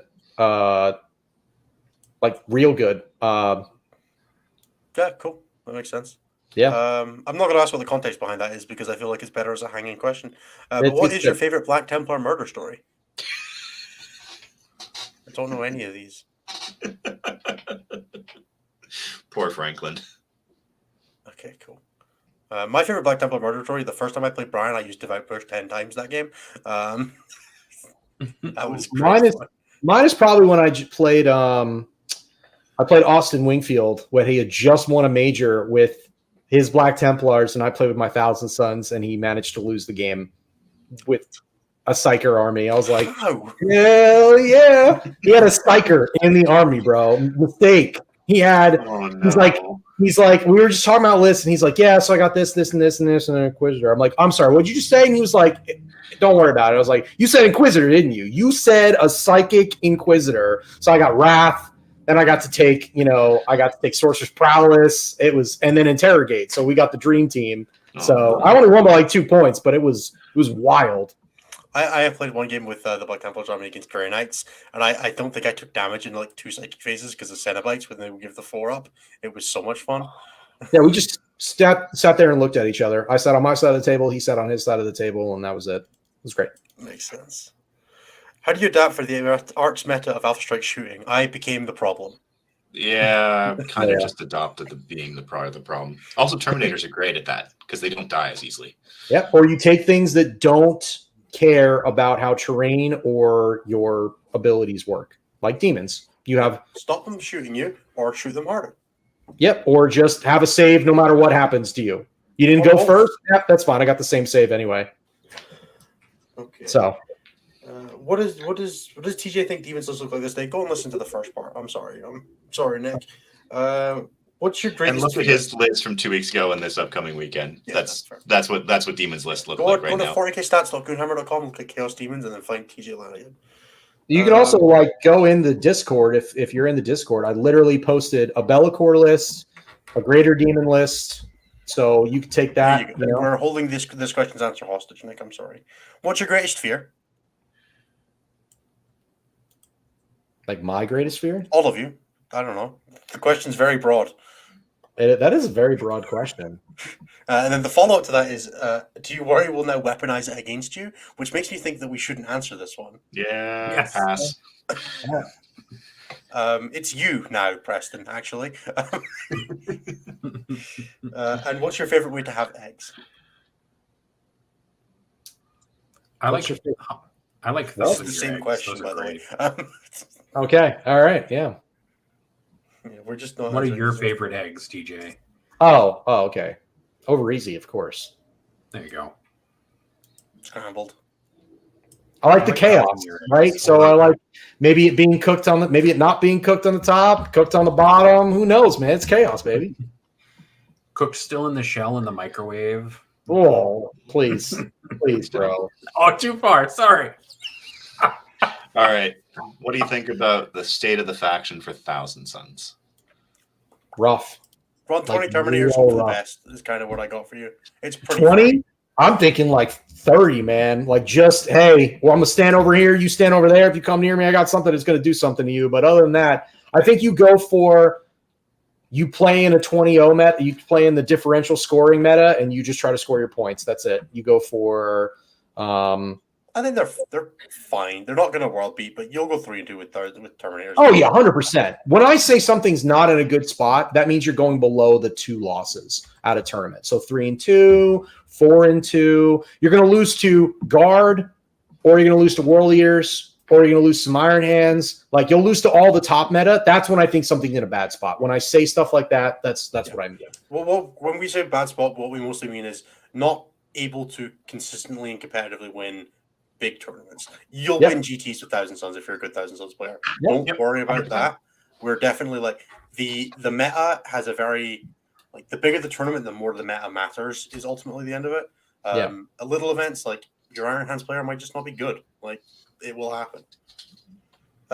What would you play for them just now? Is the 20 to 30 Terminators? Do you think 30? 30 is probably a lot. It's probably 20 Terminators, and then you take the Flamers out of the list that you currently had, and you take Screamers, and you do like behind enemy lines and stuff like that. Or you can go for like some more shooting from like Brigands or whatever if you want to go. You can try that too. I just think that like scoring is good. Well, if you put those out, then they get lit up, and then that we're back to square number 1. So at least the Screamers give you some annoyance, and they score you points. So. Yeah, and it gives you access to the double cast. Yeah, and you get both the damage spells. That's really good. So yeah. Cliff asked what a big boy time demon looks like. Cliff, we've answered this. Come on, man. Get with the program when you asked this question over 12 hours ago. Tyrannus versus Freeblade Lance for Imperial Knights. I like Tyrannus right now. I think it does a good thing in the current meta. Where there's a bunch of single phase armies that you can just like stand back up a big knight against and be like, okay, now you have a problem. Yep. Yeah, I definitely. No, I'd agree. Yep. The Freeblade Lance list and the numbers kind of bear out. The Freeblade Lance list does fairly well, but there are some things where it can just run into a bad matchup and be like, oh, I'm gone. My one big boy that's keeping the army alive got someone got an angle on it and it just I made also it disappear. generally really like being Mechanicus across the board for like Yes. the top bracket stratagem, the 5 film pain stratagem, and you can still like hunter beast your Halverins and be fine with it. Like you don't lose damage output side of things. Well, free blades, they suffer from morale, right? Like you have to roll their morale test every turn. So I think that was the old book. No, that's okay. I was going to say because like because the current free blade list is like it's pretty good, but the gist of it revolves around having a paladin and an errant. I say errant now. I used to be on the paladin boat. That hands out a permanent 4-up buff. I got you. And -1 damage to the little boys, and you have like 10 little boys running around that just score for you. But that guy's going to die in most matchups. I think if you're on bad terrain, if you're on GW boards, Depticon boards, a lot of ITC boards, a lot of SLG boards. Yeah, if you're on UKTC, Free Lance gets a bit better. WTC, it's kind of side grady because those big L's can guard you, but not always. It kind of depends on board. I got Strike and Shield is a very interesting build. I think Free Lance and teams might still have play, but but if you're playing into a guns meta, the Tyrannus build just brings better guns. Yep. Yeah, definitely. Yeah, getting Knight of Mars to change a dice to a 6 with your errant is just like wipe squads. It's great. So much fun. You want to get rid of a Russ? It's gone. Promise. Also, Mysterious Guardians is cool, and more people should run that. But other than that, yeah, being able to turn one basically outflank knights onto your board is real hilarious. We're going to ask just TJ this next question because I feel like our 3 answers are going to be tinged with protectiveness. TJ, what's your thoughts on the chaotic positive nature of the StatCheck Discord? I haven't had any issues with it. It's been pretty nice. People are generally okay. There's like a cult in there, but that's okay. I'm a chaos guy, so I don't mind cults, but there's definitely a cult in there. Yeah, I mean, it's pretty good. I just recently joined it, so I've had no complaints yet. Only good stuff. 2 cults in our Discord. There's also a shout out for Miniature Opportunity Golf, which is a thing that's encouraging us to sell unwanted and paint wanted models, which is we're currently at -400, which means we painted and sold 400 more models than we bought since it started, which is a good sign, guys. Well done. Wow. Okay. TJ, Anthony says you're an amazing cook. What's your favorite meal that you like to cook for yourself and others? I like to bake. It's probably better than cooking. So cookies is probably like my favorite thing to bake. So chocolate chip, white chip cookies are like my jam, or chocolate chip and peanut butter chips are really, really good. So I made those for Anthony. For cookies next time we see him. Yeah, I made them for Anthony and the group when we did a playtest weekend. So if you guys are ever invited to a playtest weekend where we're doing a whole bunch of practice games, they'll be there. So you just got to get in. TJ, what's your favorite One Piece arc? Ooh, man, that is rough. Wano is really good. Also, like Wano is new. He has new gear in Wano, so like that's really, really strong. Whole Cake Island was pretty great though. Like that was a pretty good one as well. Yeah, and Terror Bark or the Terror one is really good too.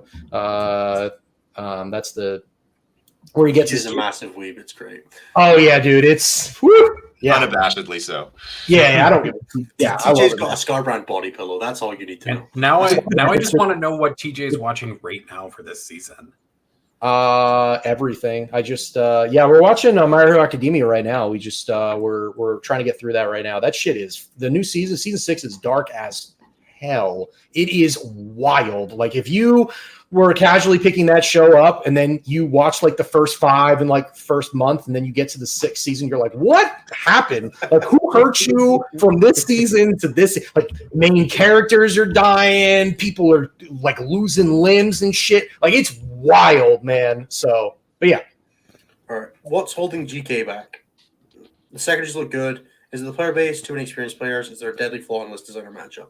They're Space Marines. Building to Space Marines right now, and Space Marines die when they're not good Space Marines. They're just Space Marines. The actual Marine bodies are not good in Space Marines, and Grey Knights have the best Marine bodies, but they're still Marine bodies. Yeah, I mean that's instant. Like that's literally what it is at the end of the day. You're a Space Marine army. You obey by how Space Marines are currently functioning in the meta, and they're They're not all the way at the top. They're somewhere in the middle. So that's where your Grey Knights are going to be a little below that because they're still not Space Marines at the end of the day. Space Marines are definitely like at least partially a glass hammer army right now, right? Because they're fast and quick and hit hard, but they die like immediately. Yeah, I mean, except for Terminators. At the end of the day, your Grey Knights, you shoot bolters. Like that's your guns have no AP. You have damage 2 or damage 3 if you get lucky. That's it. Like that's okay, cool. You're also very much beholden to your psychic powers, which in certain matchups is just a nightmare. I don't know, like when you run a squad of fiends up there and you make them -2 and they fail every spell for the entire phase, something like that probably not help you out. GK have difficult to cast powers that they super crutch on. Their damage output is good in combat, but that's kind of it. Other than very specific models that rely on psychic powers. They have fine secondaries, but not great secondaries in a meta where the best armies have great secondaries or have such powerful armies they don't care, and they're not that. That's still my problem. And then they're also, if you make a mistake with Grey Knights, you will just lose because there aren't recovery mechanics. You don't have ways to get back into the game. Once you're not holding 3 objectives anymore, you're not getting points for, you're probably taking banners, you're probably taking Purifying Ritual. Once you're not on 3 objectives anymore, you're not getting points on those. So if this game slips away from you, there is no recovery mechanism. There's no way to get back into it. And I think that's just part of the problem. Yep. Next, Typhus has asked us to read this question just to make Pumbaa aware that he has no sway over army picks for Alpine. That's it. That's the question. I agree. Pumbaa, you are captaining, though, so please could you organize everything? That would be great.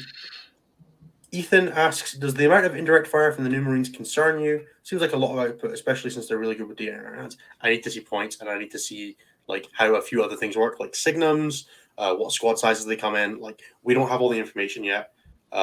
They could be very good. They definitely see on could be. Saturday when all the Or they previews go could up. be a Hammerfall bunker where everyone was talking how crazy these things were and where are the Hammerfall bunkers? I ordered 10. I think I'll stop at 10 unless they end up being nuts. But they seem like a thing that could be cool to have. I hope they can go in Impulsors. I think that would be a cool option for Iron Hands in a more sane meta. It's cool to have some Primaris shooting options that are actually shooting options instead of Hellblasters. Yeah. And in like 2 editions when they get like strength 9 and D6 plus 6 damage and 3 shots on their guns, we'll all be glad to have them. Joel says, TJ, if a Harlequin player appears into this weekend at Winter Ruin, any tips for them? Harlequin player. Oh man. Pucker up. Yeah, that's such a rough matchup.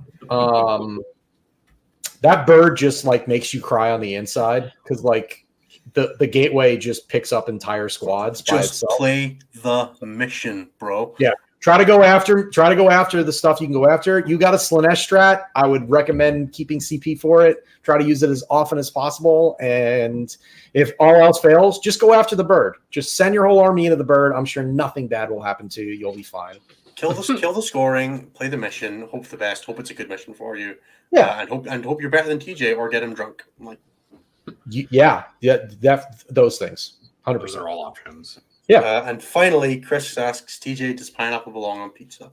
Absolutely not. Get the fuck out of here. Like, come on. Now,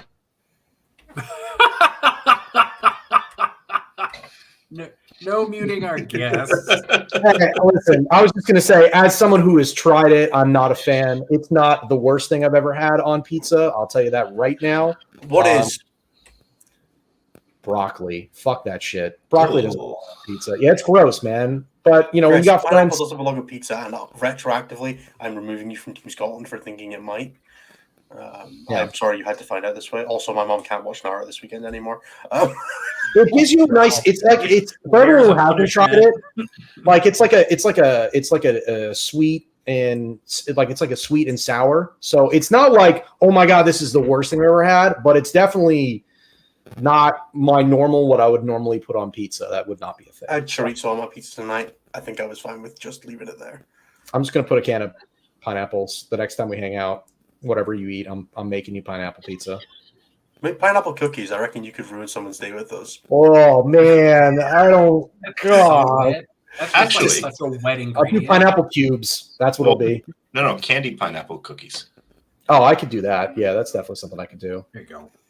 All right, boys. Should we wrap it up? Yes. Yeah. TJ, thank you so much for being on the show this week. It's been an absolute pleasure having you. We will get this shared out to all the places. If you want to check out TJ, he is on Patreon at Lord of Chaos and also on Facebook. If you want to see all of his videos and all of his Chaos content, you want to hear even more from his dulcet tones. And the fact that he brought something that resembled the culture in his dress to this show was very impressive. No one's ever worn a collar on the show before. And frankly, I think that I'm disappointed that you broke our streak a little bit. Sorry about that. But thanks for having me on. I really appreciate it. This was a blast. Thank you so much for being here. Thank you, Jeremy and Nathan, for going through all the stats and being wonderful sounding boards for us, as always. I'm going to shut up now and let everybody get away. If you could like to drop us a like, a comment, subscription, all that cool stuff, or check us out at Patreon at patreon.com/statcheck. We really appreciate it. And we will see you next week or on Thursday for X and 1. Well, bye. I'm going to hit the outro.